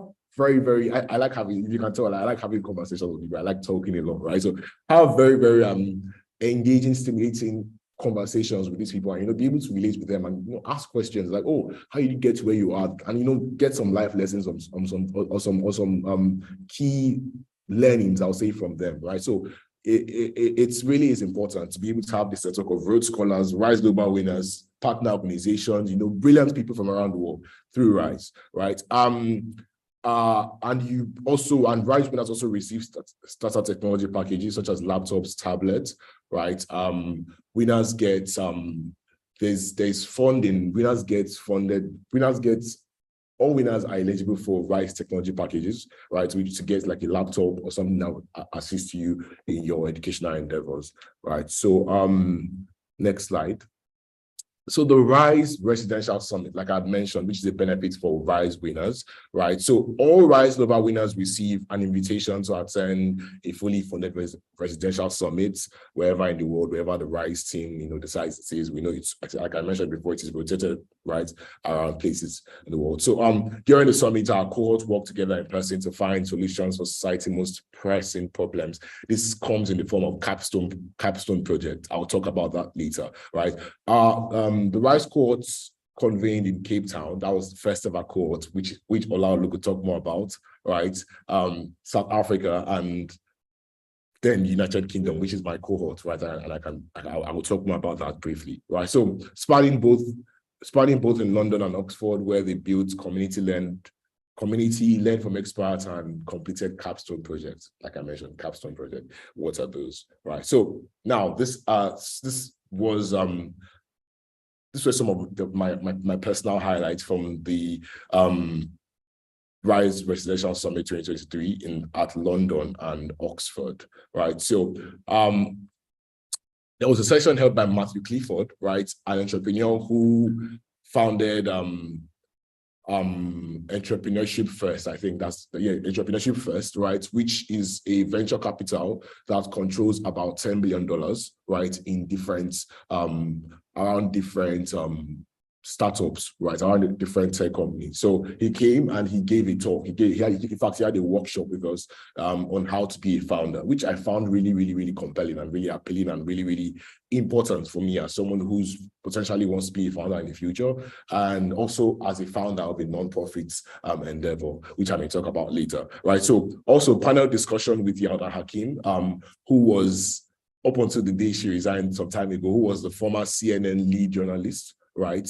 and she came and we had a panel discussion with her, and I learned a lot from that. So networking sessions with people, got to meet lots of important people, lots of people who were experts in various industries, from Google, Instagram, Manchester United Foundation, the charity branch of My United. I was also able to meet the CEO of My United Foundation, many other tech companies which were making innovative, who were having innovative approaches to current problems like climate, and also in tech, right? So also one highlight for me was this, as a politics nerd, which I consider myself to be, was visiting the 10 Downing Street, the home of the British Prime Minister.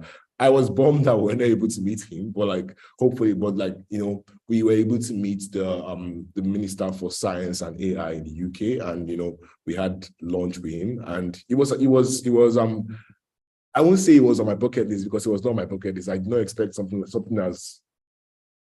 as overwhelming as that to happen. That was such a surprise. I was like, wow, we're doing this. We're going to the British Prime Minister's house. I was very surprised. So it was a really big highlight for me as someone who loves politics and who I told you follows UK politics, Nigerian politics, American politics. So, of course, I've never been to Aso Rock before, but I've been to the British Prime Minister's house. So it was something I was like, wow, how does this work? So it was a lot for me, but I appreciate Rice for that, because it just shows the extent Rice is willing to go to ensure that winners have a wonderful experience during the summit and are able to learn from even the best environment, right? So also, one other thing was my lightning talk, which was a big highlight for me, because I spoke about creating the next generation of global leaders in Nigeria, which basically focused on my NGO, right, which I have in Lagos, and the work it does around education, and and how that NGO came about through the love and support I got from my community. So it was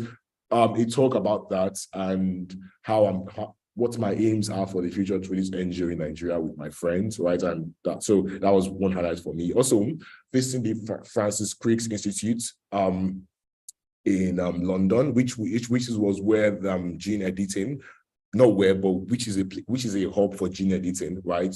CRISPR, right? So cut and they basically term it cut and paste. They cut out some parts of the genes and they put in something else, right? So and the question, there are definitely ethical questions around this, and also questions of, can this help people that are born with disorders, right, or diseases, genetic diseases? Can they cut out those parts and paste it? That's basically like a simple description of how it kind of works. But CRISPR, that's kind of one of the biggest hub for that research and experiments in the UK. So we visited that place. And my capstone project, finally, right?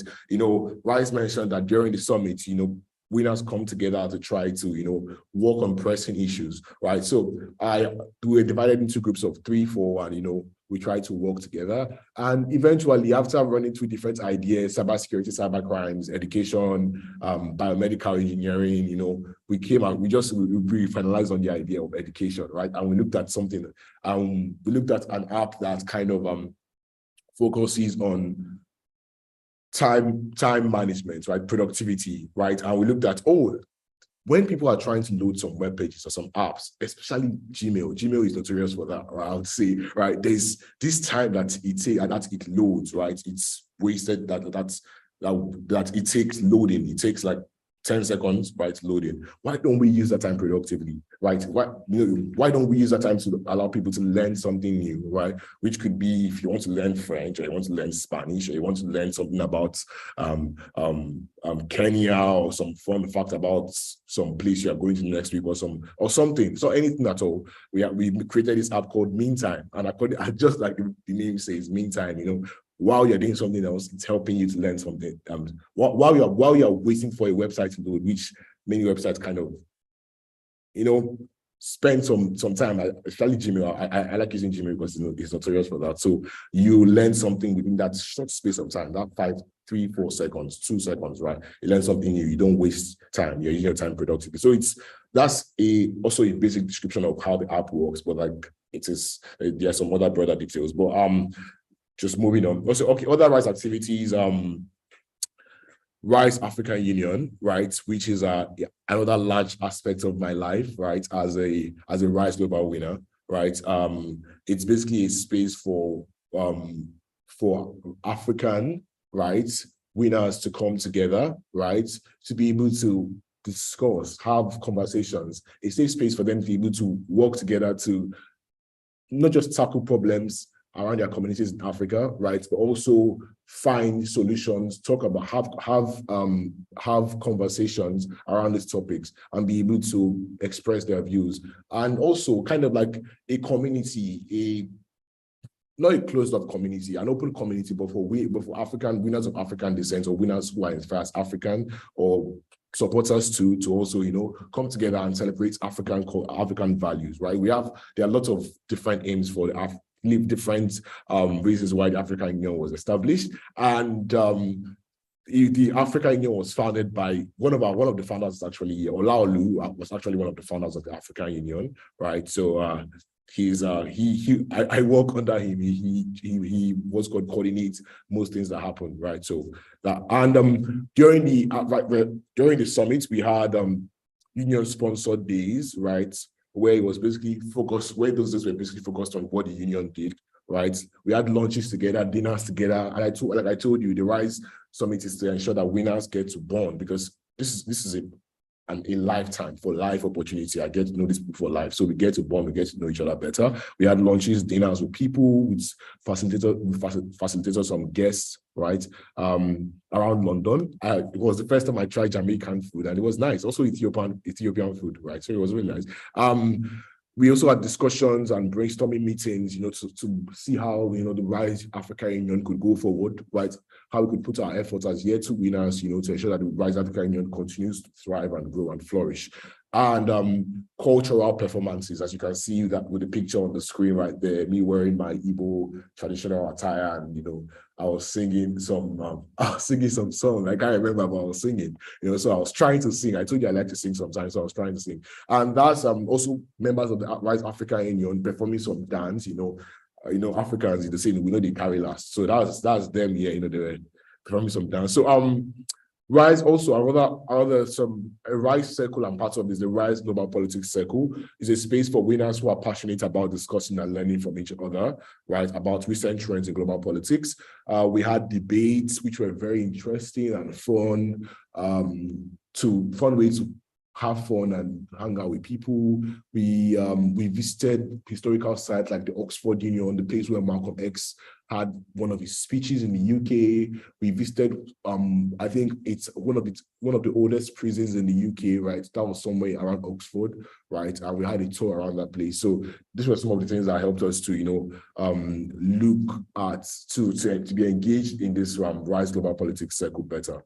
And now the biggest question, right? How do you apply? How do you apply to Rise? Rise, this is the Rise Challenge process, right? You should complete all of these steps by January 17, 2024. Right, so first register, right? And by the end of this slide, I'm going to show you, there's going to be a QR code to register. So you tell us about you, then you complete a project, then you do the quizzes and games and the peer review. And like I said again, all these steps should be completed by January 17th if you're interested in applying next year, if you're interested in applying. And the application process opens in the last week of September. So within a week from now, it's going to open. After the third cohort of winners have been announced, right, it's going to be opened. Right, so eligibility requirements, of course, applicants for the 2024 cohorts must be between the ages of 15 and 17 as of July 1st, 2024, right? So Rise finds people between the ages of 15 and 17 to apply, right? Meaning that they are born on or between July 2nd, 2006 and July 1st, 2009. Right, so to be eligible to apply to Rise, you must be born between those two dates. The 5 Rise traits: brilliance, perseverance, integrity, empathy, calling to serve others. Right, those are traits that Rise looks for within your application. And what is the Rise project? Rise Challenge project should benefit your community using any form of talent. And the Rise Challenge projects processes, right? The parts, right? The first part is focus and research. Second part is design and plan. Third part is act and reflect. And you submit each part via video, right? RISE project. This is my RISE project journey. And my RISE project, like I mentioned before, was a cybersecurity, right? Awareness campaign. I called it Cybersecurity and You. I was the director, the founder and the director of the whole campaign, right? And initially I first made a research because I told you I'm a tech, I'm someone who loves tech and is into tech and tries to see the trends that are happening around the world, right? So I made a research on cybercrimes and cybersecurity in 21st century Nigeria, looking at how cyber insecurity has and cybercrimes has increased over time. How do we compare it in the 21st century to the 20th century, right? How has it increased, exponentially? What is the trend in it? And especially, I also focused on the COVID era, right? The COVID time, between 2019 and currently. How exactly how do we compare, right? The 2010 to 2019 or 18 period, the pre-COVID and the post-COVID, and the during COVID time, right? The rate of cybercrimes in Nigeria. And my research got me to see that, of course, due to the fact that there were COVID and there were lockdowns, people couldn't go to work. Many people found legal ways and many others also illegal ways to try to make money online, right? So, and one thing my research highlighted was that they were simply that some of these cyber crimes could have been prevented in just simple measures of cybersecurity awareness, right? And I decided to start the cybersecurity awareness campaign in Lagos and in Ogun State, which was where I was, right? Because I was a student in Ogun State. I was going to a boarding school over there. So I did that in Lagos and Ogun State. And I was able to reach I targeted youths, right? Because that was the age group I was able to work with at that point. So, and also some adults too, but not much, but it was mostly youths and people around my age, between the ages of 15 to 21, right? So, and I was able to reach about 500 plus of them within Lagos and Ogun State. And yeah, so methods I used was awareness talks, right? I host this little rallies around the place, right? And then Instagram reels, which was kind of advised by my friends that we should create some Instagram reel, that's kind of funny and also sends across the message.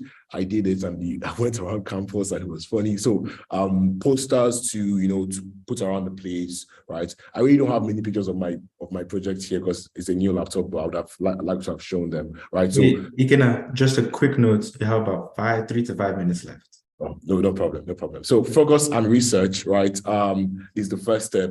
You find a problem and you research that problem, literally, which is basically what the name says. And I'd love to take more questions on this, but I'll just try to hurry up. So then design and planning is the next stage, right? You have found something you want to do, right? Cybersecurity is the problem, right? Cyber crimes is the problem in my community, right?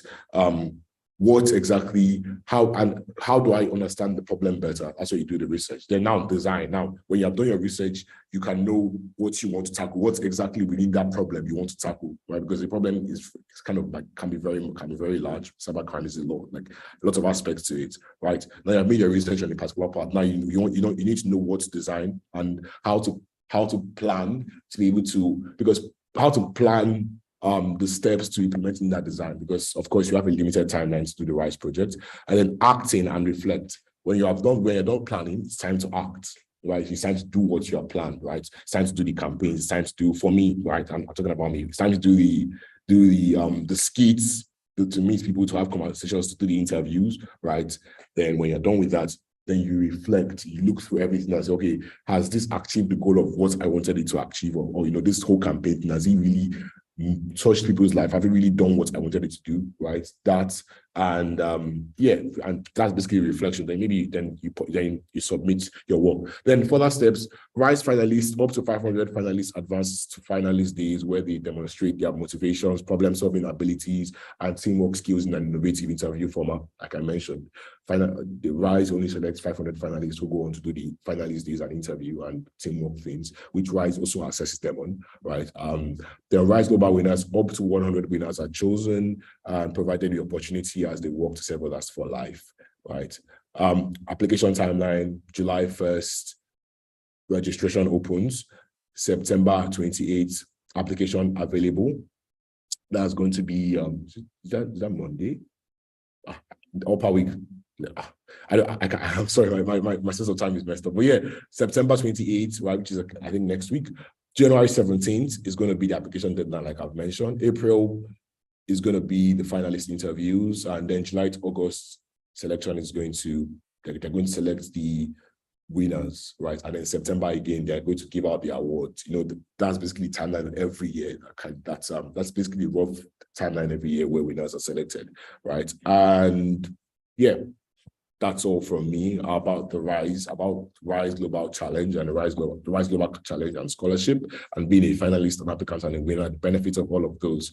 And I definitely hope that if you're eligible to apply to Rise, you definitely do. There's the QR code there to register, right? Because applications, like you have seen, applications open on September 28th, right? So if you're definitely interested, you should read more about it by going to Rise for the World, www.risefortheworld.org to learn more. And to register, use the QR code to register so that when the application opens, you are notified and you're able to start your applications. Thank you so much for having me. If there are any questions, I don't know if I should take them now or later. We'll take them towards the end. Thank you for sharing, Ikenna. September 28th is the date. That is next week, Thursday. So please make sure that you are on top of things and you are able to apply as early as possible, because if you start late, you will wish you had started earlier. So please start as early as you can. And yeah, thank you for sharing. I guess we can take maybe one or two questions before we move on to the final segment, which is the student panel. Are there any questions we could answer in the next 2 to 3 minutes?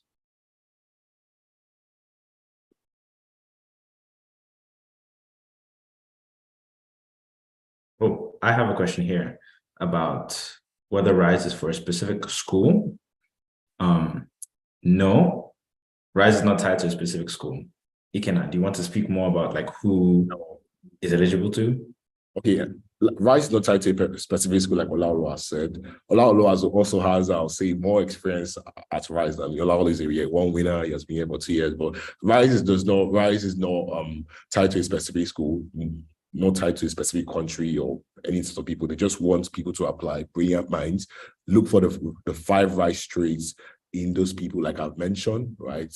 And then they select them based on that. Rise is not in any way biased towards one specific set of people or others, or because you went to this school or that. No, everybody has the equal chance, and they try to find the 5 Rise traits within the work that you do. Great. I hope that answers the question. Thank you for sharing, Ikenna.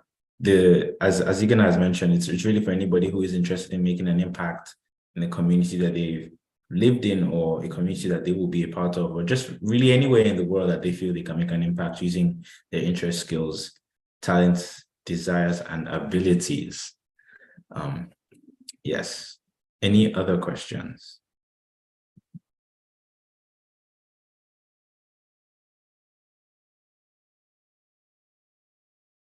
If not, we'll go ahead and thank Ikenna. Please jam your emojis together. Thank you, Ikenna, for presenting. Next up, we're going to move on to our panel discussion. So I'm going to invite some of our students who are currently at university, Toluwalase, Maro, Buyi, and Atonbara. If they are on the call, kindly come to the floor and we'll get started. The general idea behind this session is simply to open the floor up to the audience and really ask any questions that you might have about the general process of what it looks like to be a student in a university studying a particular subject, or what did these students do when they were applying to university? What are some of the benefits? And Ikenna, you can actually also join this panel if you'd like to. You're more than welcome to. Just giving and sharing general information about what it looks like to be a student at a particular university. In the case of Toluwalase, he's finished his undergraduate degree and he's finished a master's degree as well. So he has that unique perspective. So I'm inviting all the speakers to the floor. Please have at it, audience. Actually, I guess each speaker could go around saying their name, what they're studying, where they studied, or where they are studying, as well as how they were, what the university applications process looked like, what did they use to apply, and other things like that. Thank you. All right. Hi, everyone. If you don't mind, I'll just start off. My name is Toluwalase Olajoyegbe. I did my undergrad degree at Florida Institute of Technology. I majored in mechanical engineering. Basically, I applied by my family, and I went to go and visit the school and pretty much just followed the process from there. So we had a few schools that we went around visiting. Of course, there's other options than actually going to the States. And then for my master's degree, I did my master's degree also in mechanical engineering, and that was something I was invited to participate to by one of my professors. But I will, if need be, I'll give more information on that. But for now, I'm going to give an opportunity for someone else to introduce themselves.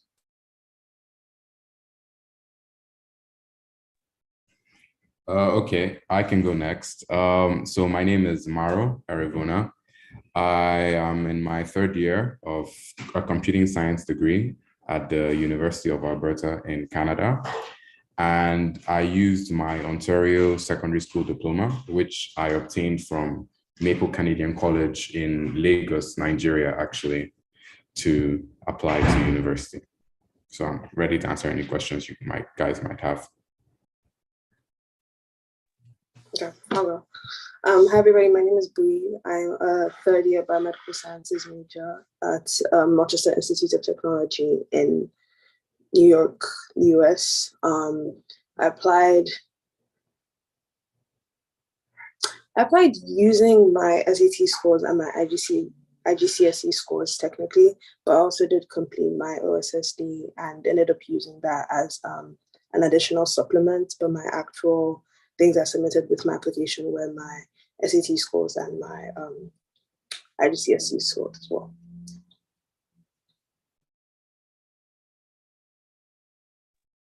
Thank you everyone for sharing. If anyone in the audience has any question, please feel free to ask. You can all unmute yourself and ask.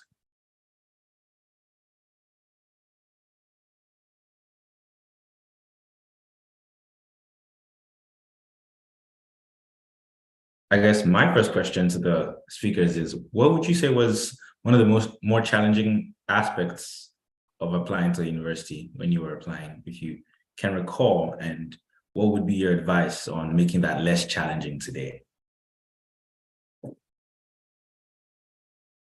I can go first. I think one of the most challenging things for me was finding my major.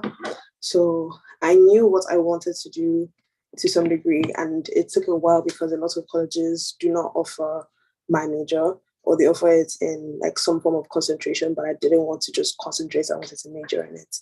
So it definitely took maybe like a month of setting time aside to literally just research schools and look at places that had what I was looking for and the major I wanted. So if you know what you do want to do, or you have an idea of the aspects or just the area you want to end up going into, take some time out to really research schools. Like, it doesn't even have to be like a top 10 or a top 15, but just research places that not only do have your major, but also do it well. There's a good graduation rate or retention rate, and it has a more supportive school system than others, because yes, some schools do amazing in those majors, but student stories will tell you that they do not have enough supports as students, whether international, domestic, whatever. So just make sure that you're getting those bases covered.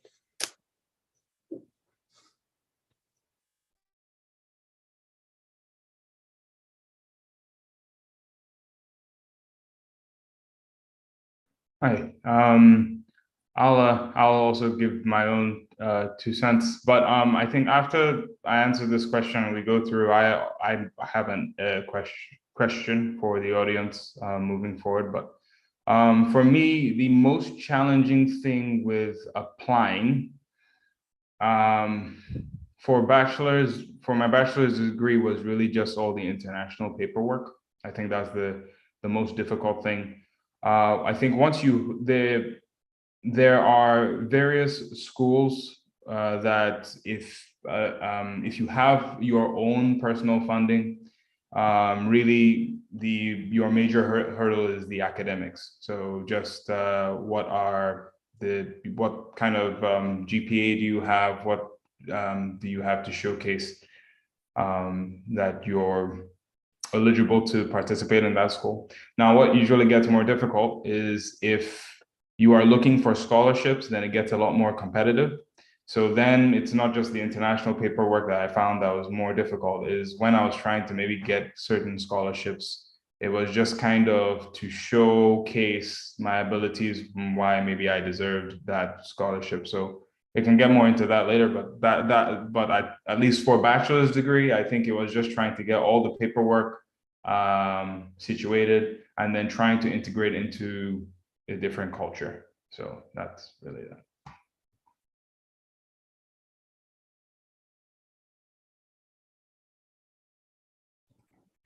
I think one thing for me is if you're planning on applying, or if you should apply for scholarships, to look at them as early as possible.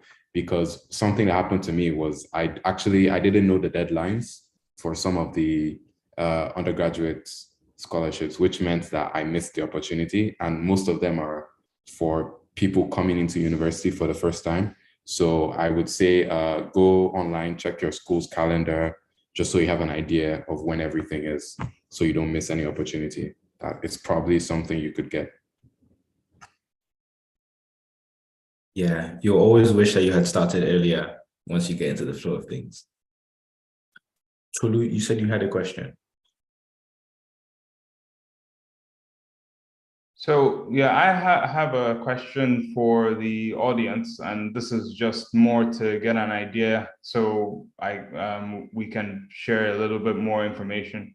Is if people are okay, I just wanted to know where you're at this point in time, what your interests are, and really maybe even what you're trying to accomplish or what kind of universities are looking for. What's your goals? Anything is fine. So I just wanted to kind of know for the audience. I think that would also help us better give you what information or tools that you need to maybe tackle them or direct you in the right direction.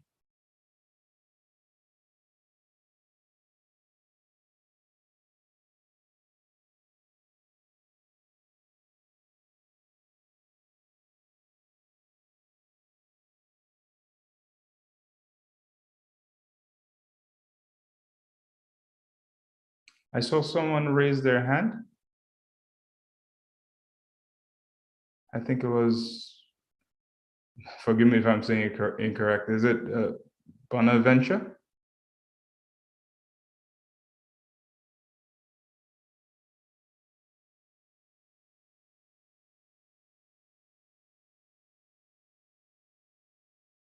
Yeah, if anyone in the audience has anything to say, you're more than welcome to unmute yourself and speak.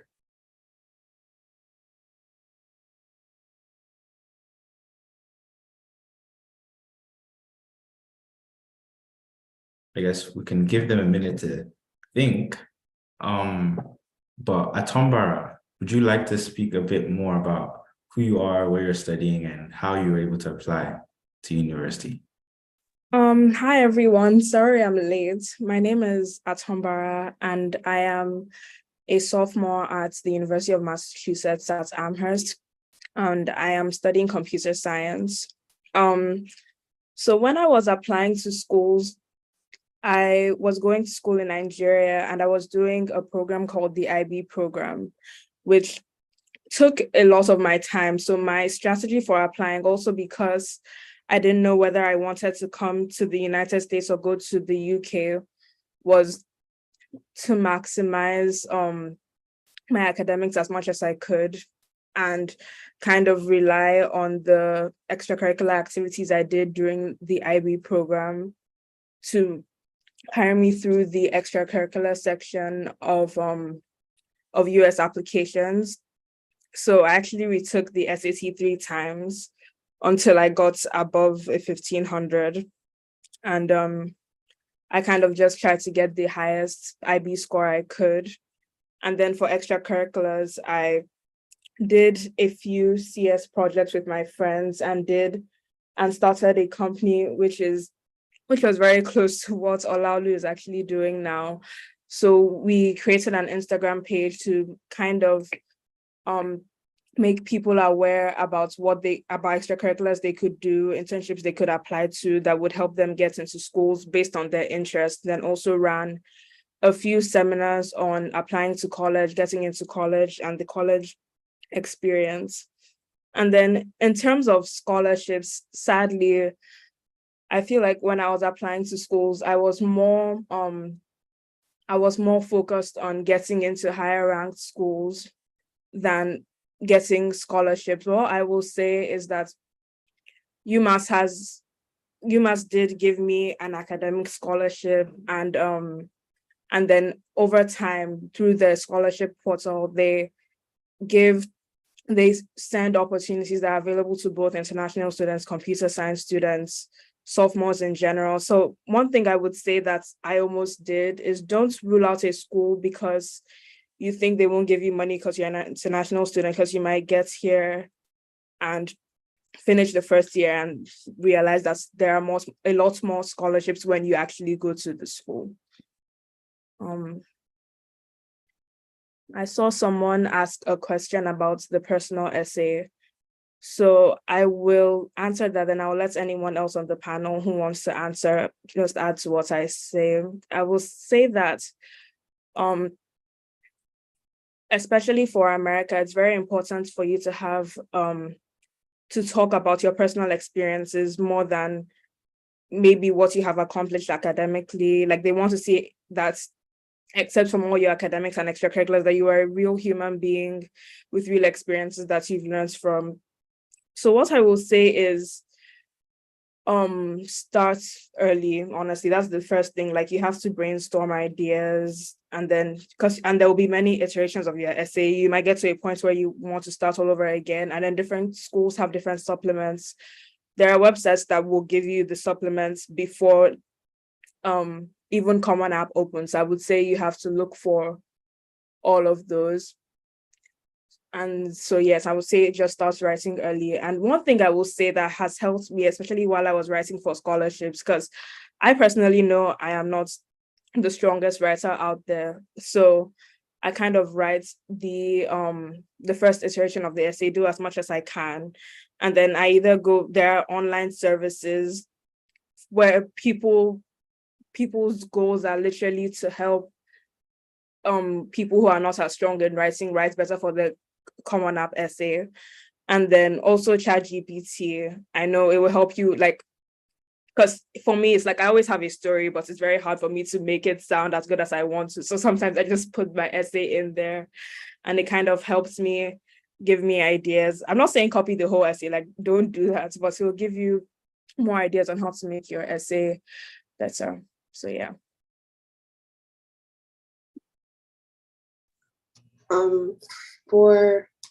I'd say I'm slightly different in the way that I write way too much and then I just kind of ramble. So what I did is I kind of broke down, because I applied to a number of schools. Usually if you're in the US, they always recommend to do that. So I broke down the prompts into like the ones that had kind of similar themes, like what did you, like why are you applying to this major? Why are you applying to this? Like what is your reason? So I kind of had those ones. Then I had the ones that were like, oh, who are you? Tell us about yourself. What are things that you've done? So kind of just breaking those down already helps you know, okay, if I'm writing this much, I'm going to be able to use this information for these many different schools. You have to be careful because like you make sure you're not putting like the wrong school's name and turning it to a different school or those kinds of things. But definitely like separating them into things helps you also with your timeline. So you know, okay, this next 2 weeks, I'm going to be working on these few prompts. I'm going to be trying to get them down. And if possible, if your school doesn't already have one, there are a bunch of writing help online. That's not the right word, but essentially you can have people review what you're writing. You can have people review things that you're doing and all those things. So it would definitely be a good avenue for you to check as well.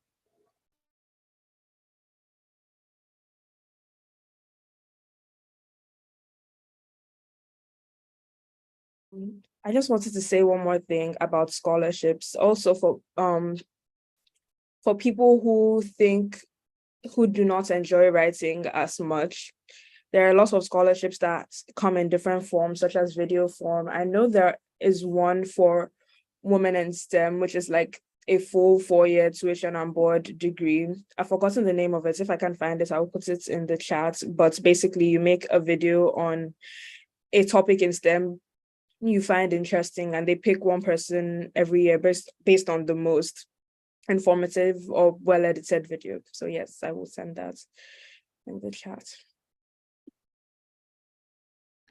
So as far as writing essays, and then I'll come back to another question. There's a question that said, I think, what do you think made you stand out during the admission process? I'll come back to that one. But with regard to essays, I definitely agree with Buyi's process. The first thing is just really start. Just kind of what you're trying to convey to the university that you're trying to go to is maybe what makes you stand out. The other thing that you should really keep in mind is that the university is interested in you because they see a lot of potential. So one thing you also want to try and do is try and also find out what's important to that university. So you can essentially put those ideas onto your essay. And at this point in time, you're not trying to structure anything, just go and write everything that you think they will find of benefit. You know, what are your interests? What are your academic accomplishments? Because an academic information is always a baseline, so that, you know, that can be in your introduction. And then once you've gotten all your ideas on a sheet, that's when you're going to now go and get your second draft, where you can just draw different boxes. You're going to have your introduction. You're going to have, you know, maybe a part that just has your section of the academics and things that how you've performed in school. Schools want to also see other kind of skills. So someone was talking about debating skills. So you could even have social skills. You can have special skills there. Put that next box. Get to the next paragraph. You want to maybe now showcase maybe some project that you did. And it doesn't, it could be anything past academics. It could even showcase special talents, such as maybe, you know, media production. If you were prefect in school, that's a good thing to put, because it shows that you have some kind of social initiative. And then once you have that structure done, then go to your rough notes and start putting them in and start getting, that's usually a good way to go about getting an essay. And of course, I don't know how to use ChatGPT yet, but I think that's also a really good avenue. It can help you clean up your work. And I think it's really working for a lot of people, but that's usually a good approach. But remember, the very first step, find out what every college that you're researching, find out what their own interests are, what they are looking for in a student, maybe what activities they do in sports and stuff. And then find those things that coincide with your skills and your interests, and just go from there. I'll come back to that other question, but I would like to give someone else an opportunity to speak first before doing that. Yeah, I would say regarding the regarding writing essays, I think that going through the college application process, one thing I found really, really helpful was having a mentor, right? And No worries if you don't have a mentor yet. You can get one. If you go to ustrive.com, there are people who are there to volunteer, like volunteer their time to go through your essays. And I thought this was unreal. I actually tried, I had a mentor actually, but I actually tried it out. I went to ustrive.com, logged in, created an account, and I found a mentor. I think he was an alumni of one of the, I think, University of Texas, Austin, I think. Yes, he was. And we had video calls, we spoke, he read my essays, he analyzed them, he told me, oh, this is not good. So I think if you go to ustrive.com, it's a really really great website. You find people who are volunteering their time to help you get into colleges, right? So try out that resource. I'm Ikenna and Nwafor again. I'm thinking of majoring in computer science, thinking of studying computer science, economics, government at Dartmouth College. And it's great to meet everyone again.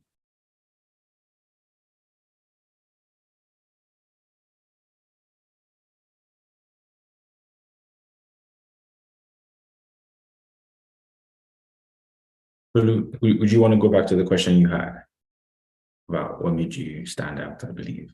So in terms of standing out, now, to be perfectly honest, for my bachelor's degree, I don't really think there was much that I did that made me stand out.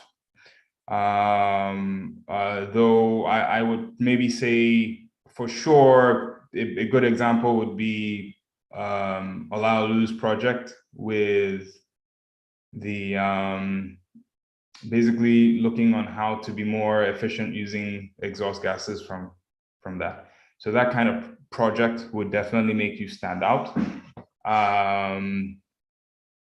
One side note, Atonbara, who's on this call, is also a big part of that project. Really? Oh, fantastic. Credit is you. That's awesome. But anyway, what I'm going to tell you is a strategy moving forward if you're interested in going into further learning, like a master's program or a PhD. Now, I hope some people will definitely, a lot of people are going to end up being placed in colleges. When you get to college, the only purpose is not just to improve your academics, but trust me, you're going to learn a lot. But the biggest thing is also building relationships. That's with your peers and with your professors. So just an interesting fact, this is not something I planned, but my master's degree, I was invited to do the master's degree. And that's because I made sure I was involved. Well, I ended up being involved in extracurricular activities on campus. There were things like the Formula SAE team, which, you build a car.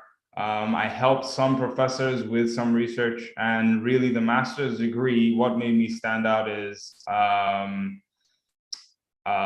the fact that I had built a good relationship with a few professors. I helped them with certain things. I learned from them. A lot of them were my mentors, and it's one of those things, just listening, and it can help perpetuate your education and your career, because I don't know if we've really spoken about it, but there's a lot of STEM programs. So if your interests lay within the realm of STEM, which is science, technology, engineering, and mathematics, there are a few incentives. For example, if you're under the STEM umbrella, not only do you get to school in the United States, but post completion of your degree, unlike non-STEP applicants, you can have work authorization for up to 3 years as opposed to 1. So this is a big opportunity for you to actually, make an income and introduce yourself into the workforce if that's something you're interested in doing.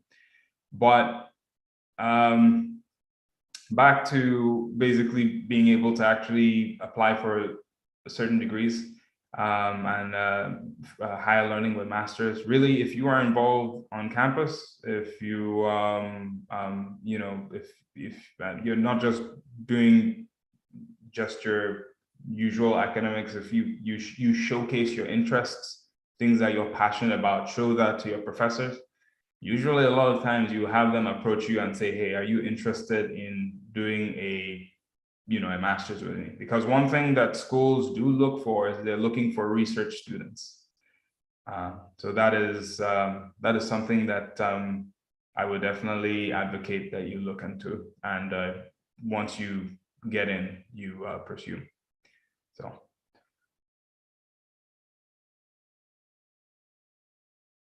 Thank you for sharing. Does anybody have anything that they would like to add? What do they think was the significant edge for them as they were applying to school, if any? I think one thing that helps me stand out, and I feel like a lot of people can take from this, especially people who are applying to STEM degrees, is to find an intersection between your STEM degree and a creative interest you have. So for example, for me, that was kind of why I wanted to go into computer science, and that was to make the education system in Nigeria better, and how I had kind of made games using my love for art and music over my time in secondary school, and I feel like I'm not explaining this well, but basically use this to make an educational game which had helped people. So I feel like this contributes to them wanting to see that you're well-rounded. So for example, I know that Buyi said that she loves writing. So she would kind of combine her love for biomedical engineering with her love for writing. So I feel like you should always find those intersections because they make you into more of a well-rounded applicant. So yeah. I'd say another thing that helped was because I was technically applying while COVID was still rampant, but they were kind of easing off or back into in-person things. My school still had a lot of like virtual open houses and virtual meets, like faculty and meet staff and all those fun stuff. So like, obviously I wasn't about to travel multiple hours for a school I hadn't committed to.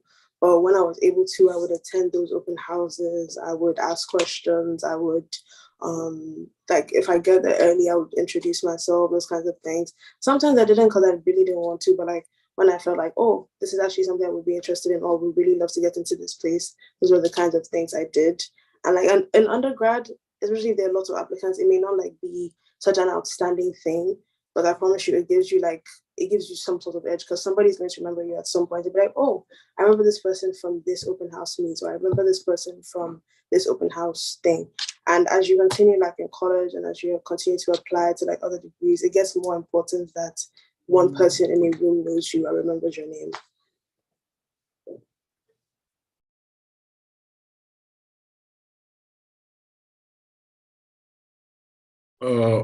I'll say one thing for me is that some colleges require you to send in a resume, and as someone who does a lot of things, a lot of various things that maybe they even have some connections within them, I try to I think one power you have during your application is to shape your narrative of who you want the college to see you as.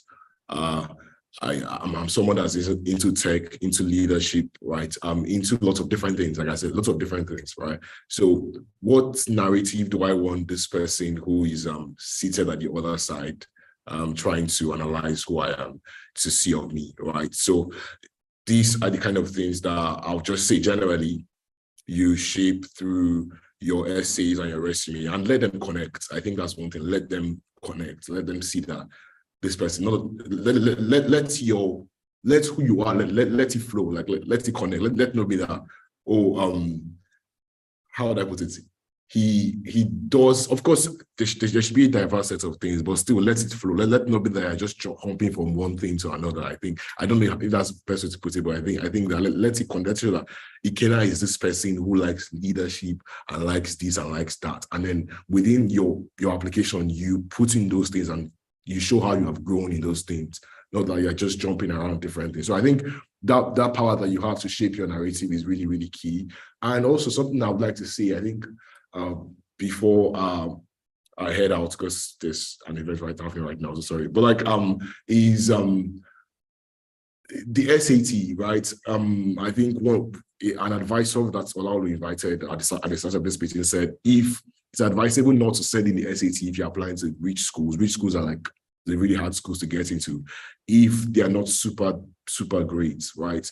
For example, I know friends who one of my friends rather, lots of friends who didn't use their SATs to apply to some of the top schools, and especially now, which some people may see it as an advantage that that many schools are test optional, right? And they got in without the use of the SAT. Regardless, I advise you to do the SAT, but if you are scared that this may affect your chances of getting in, then I don't think it is wise to use the SAT to apply. Because for me also, I'm a first year. I just got into that month. I've been here for like 2 months, right? I would say so. I kind of just finished the whole application process. So I would say don't use the SAT. I also didn't use the SAT for Dartmouth College, but thank God I'm here, you know. So if you're scared it's going to affect your chances of getting in, don't submit it. Go test optional. But if you feel like you're great, it's good, it's gonna work, you know, then go ahead, right? And finally, I would say opportunity. They are like I think someone said it before, but I'll just say it again. Make lots of research. Like staying in Lagos, where not many of my friends were going to go to the US, maybe some of them, but not many of them. You know, it was key that I had to always be on the internet searching for, oh, does this school have this program? Does he have that? I spent lots of hours, even with my mentor, trying to research things. It took a lot of time, you know. So I think you should spend lots of time trying to make research on your schools, on different faculty members, department, things that they offer, you know, so that you can be able to find the right schools for you. Because for me, I wish I had done more research. I wish, even as much as I do research, I wish I had done more research to find lots of other departments and lots of other things. But you know, I wish I would have done lots of those research and I had started earlier so that I would have finished. So I think that's all for me. And I'm head out now. Thank you so much for inviting me today. Thank you so much for allowing me to speak about RISE to you and also the panel discussion. If you want to reach out to me, good question. If you want to reach out to me, you can reach out. You can always send an email to the RISE. Exactly. So yeah, so please do that. Please. And if you're eligible, apply to RISE and always ask questions and make lots of research. Thank you so much, everyone, and have a great day. Thank you, Ikenna. Bye-bye.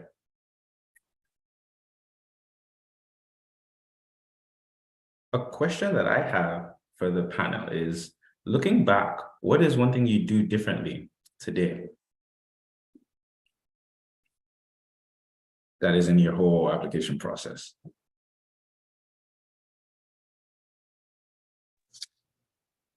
My thing to do differently would be to have not necessarily applied to more schools, but to have like not limited myself when it came to certain schools. Because there were some schools like Ikenna was saying before, I had my SEC scores and it was test option at the time. But there were some places I'm like, if I do some of the scores, it really wouldn't be like a strong application. And that kind of just stopped me from applying there. And in hindsight, it's like, it's fine. But if I could do the whole process again, I would definitely have not like limited myself from applying to like certain schools that had like outrageously low acceptance rates or something and just like gone for it anyway. And another thing I think I would have done would have just been to talk to more people about it. It can be a very isolating process, especially because like, yes, everybody's there to support you, but at the end of the day, like it's your work. You have to finish the deadlines. You have to make the deadlines. You have to do every single thing. So I had a support system, but like me being me, I just wasn't always briefing people or telling people about it as things came up. So if I could do that again, I would definitely rely on my support system more than I did.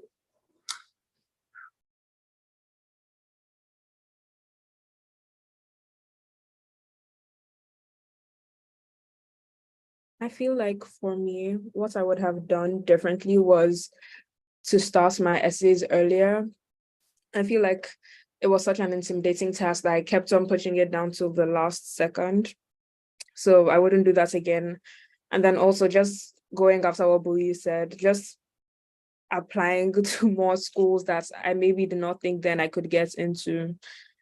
So yes, because when decisions started coming in for other countries, I did get into better schools, and I was like, oh, maybe if I had applied to higher ranked schools in America, like I would have gotten into them, and I should have just believed in myself. But at the end of the day, I wanted to come here, so it didn't really matter what happened anywhere else. One thing I would say is that I think will be helpful in the application process is it would be good to use like forums, like check out the FAQs, go to the university Reddit, just so you can answer some of the questions that the people around you might not have the answers to. So if I could go back, I would definitely use my school You Are Better Reddit more, because it's really helpful because it's other students and their experiences. And then you can also check out the official FAQs for any questions as well.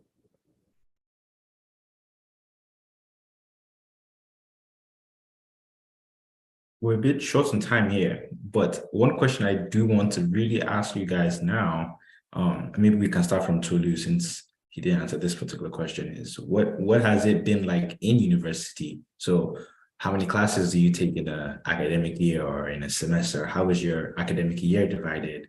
What is it like to be a student in university? And how does that compare to high school? So, okay. So the experience between a bachelor student and a master student is completely different. As a bachelor student, you're just trying to get through your classes. I don't want to speak for everyone, but my parents always used to tell me, have fun at school. I didn't really generally enjoy that statement. I didn't actually, I wasn't really a big school guy, but when I got to college, I was. And this is because one thing, so talking about bachelors, in bachelors, what you're just trying to do is you're trying to get through your courses. That's really it. But day in the life, the really cool thing about it is I met my closest friends in college, because the thing is you're going to start getting in touch with people who are solidifying their directions in life, and you're going to be doing that with them. You're going to be taking classes with these people and getting to know them, helping them for study sessions, and believe it or not, last minute cram sessions before a test that you didn't study for. So that's how it is. One thing I also wanted to let everybody know is don't be discouraged if your grades are not as competitive. My grades, being completely upfront, when I started college, my grades were average. They were 2.5. But there was always room for improvement. I was able to get it to a 4.0, and that's because of the experiences that I had, and also because I started doing stuff that was more relevant to me. Because, you know, when you're in Nigeria, well, I don't want to speak for everybody, but when I was in secondary school, there was a lot of really interesting material, but I struggled to relate it to how it benefits, you know, me. So I couldn't really get that. But in college, you get that. That's what happens. So you're not only going to be beefing up your academics, you're also going to be really kind of learning a lot who you are as a person and socializing with other people and making very strong connections. Now, that's bachelor. For masters, depending on how you get in, you can do a master's where it's just based on no thesis, which would basically mean you're just taking more advanced courses. So it's the same of bachelor's. But I did one with a thesis, and usually you will be doing research with a professor. And here you are now more involved in academia. So you're doing research with your professor. You are usually in a lab, so you're reading a lot of papers. You actually become a lot more closer with your professor. You build a lot closer relationship with your professor. So you're no longer just a student trying to finish classes. Your professor basically becomes like a mentor to you. But that's kind of, without going too deep into it, that's the experience. So bachelor's, you're trying to get through your classes. Master's, if you're doing it with a thesis, you're doing more research, you're making more connections, and you're becoming actually a lot more valued in the eyes of the school, because there's always potential to do a PhD. And here's the interesting thing, is that when you're in the research realm, a lot of professors want you. They want you to do research, and usually it will come with, you may have to do a little bit of work, but it will come with a stipend. So you could, especially if you're in STEM. So if you're in STEM, there's a lot of opportunity for you to get paid for doing the research. You could end up being a teacher's assistant. You could end up being teaching. So you're a lot more involved in academia when you get into a master's, and it's very beneficial. But I'll cut it there.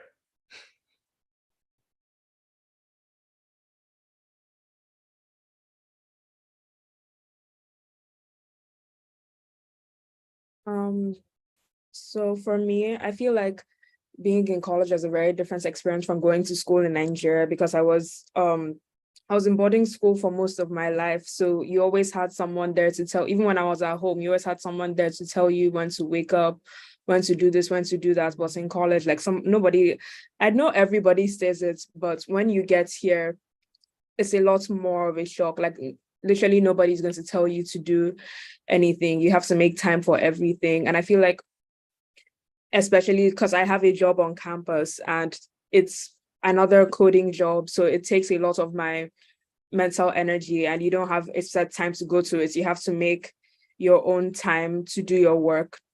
So just juggling everything, like you have to learn to become organized, kind of say you're going to do things at a specific time and actually do things then.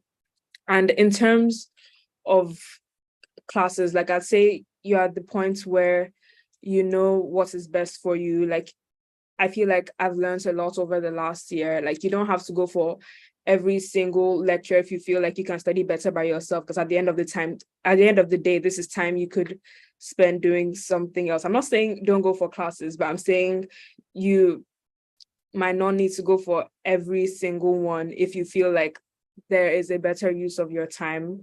And then, yes, I just say you have to become very good at time management. And I feel like also in the first year, I was very focused on having high grades.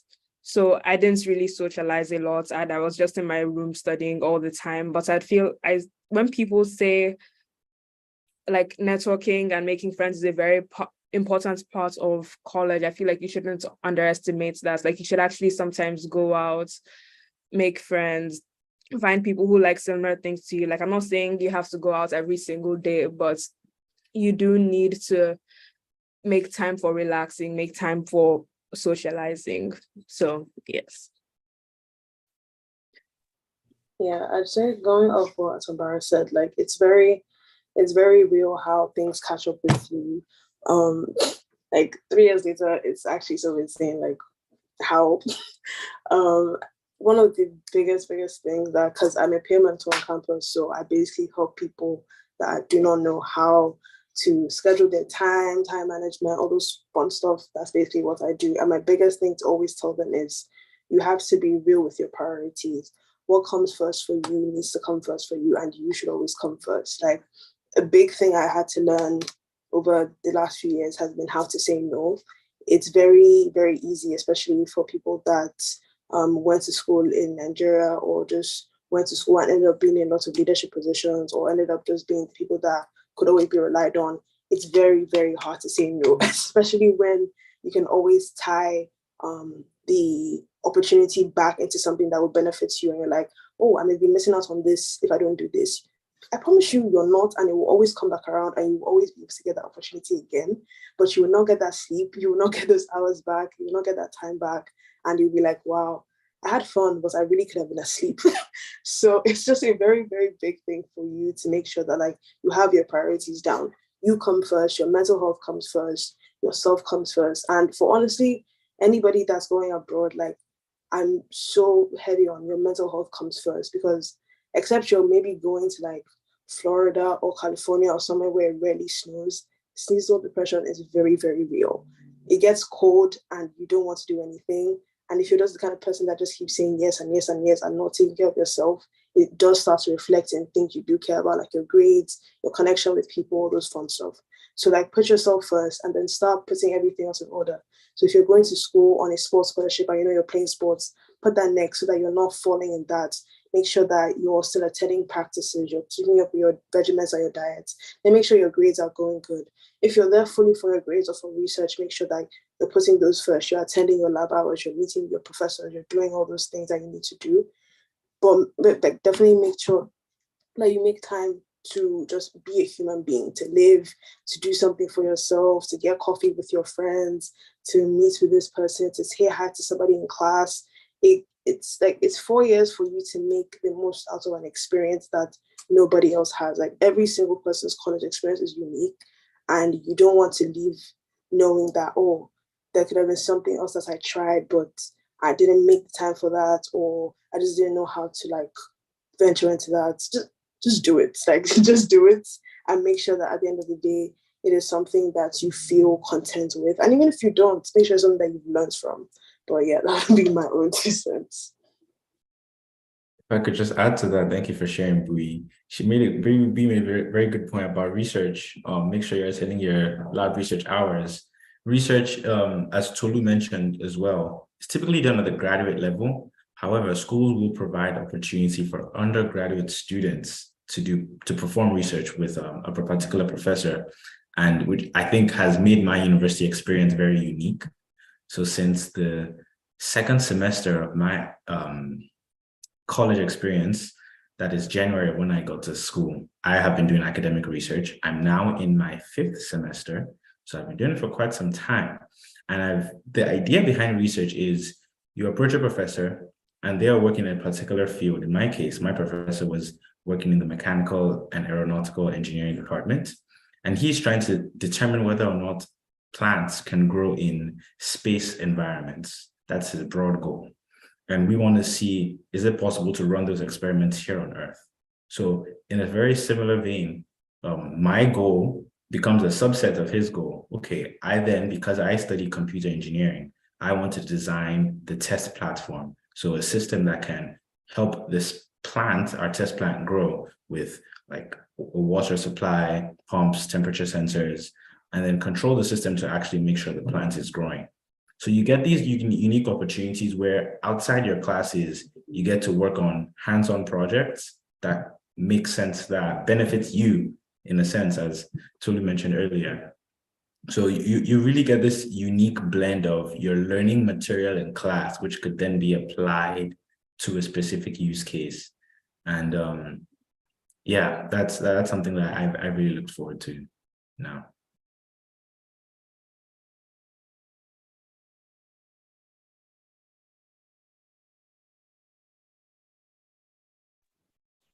Yeah, and to touch on my university experience, obviously the mental health thing is real, because coming from a boarding school, it was always kind of, you didn't really have to think about the connections you made. You didn't really have to think about relationships. You had like 8 people in your room.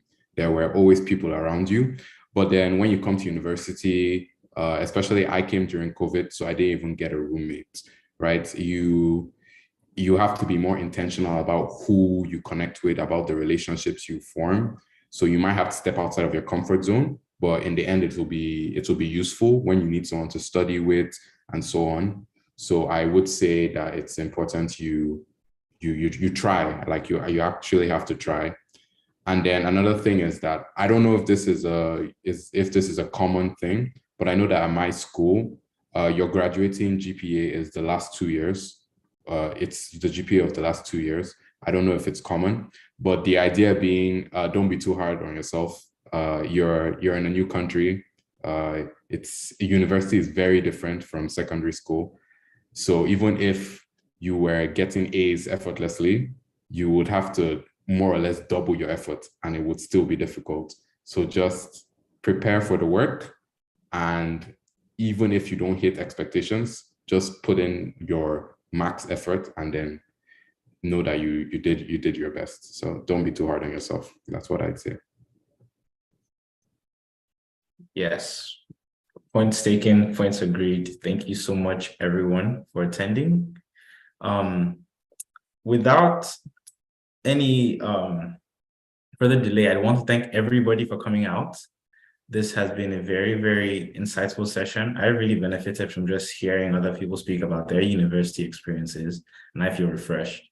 I hope you've been able to take out some information that might be helpful to you in the next maybe 2 to 3 months as you apply, or even if you're applying 1 year from now. I hope this was useful. You can find the recording of this event on YouTube shortly after we end this meeting, but I will stay on for the next 10 minutes if anybody has any questions for me.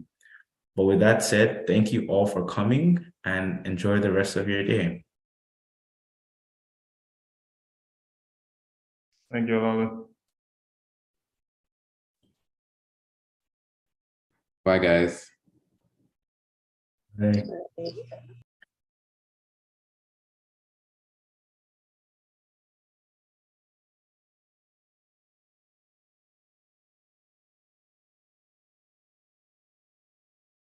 This one is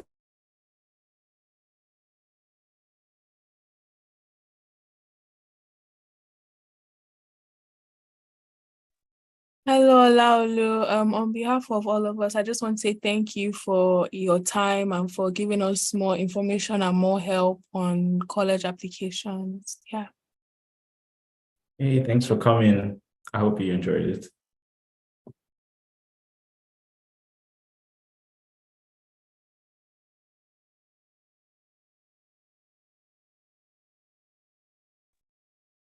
Hi, Olalu. Thank you so much for this. I'm very grateful. So please, we'd like to have the YouTube link so that we can always go back, and then there's a way we can contact you, or the schools later. Because I'm trying to, myself and my son, we're trying to do this, trying to get into uni. We don't have all the experience and all the information we require, so we are very open to learning. So whichever way you can assist would be very useful.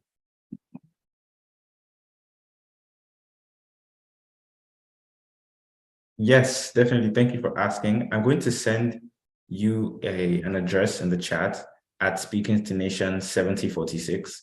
That's the YouTube channel. If you go to youtube.com and you put that in the search bar, you will find the Speaking to Nations page, and this recording will be there shortly after I end this meeting. It should be there right now, but when I end the meeting, it's going to save as a permanent video.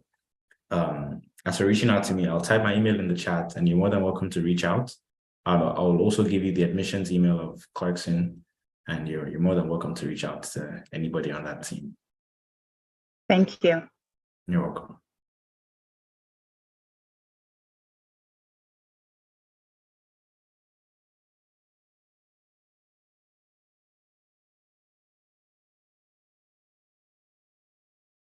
I also see Anne has given you her email, abarrett@clarkson.edu. So if you have questions about the Ignite Presidential Fellow Scholarship, which is the tuition scholarship at Clarkson, please reach out to her. Well, sure, John. Thank you.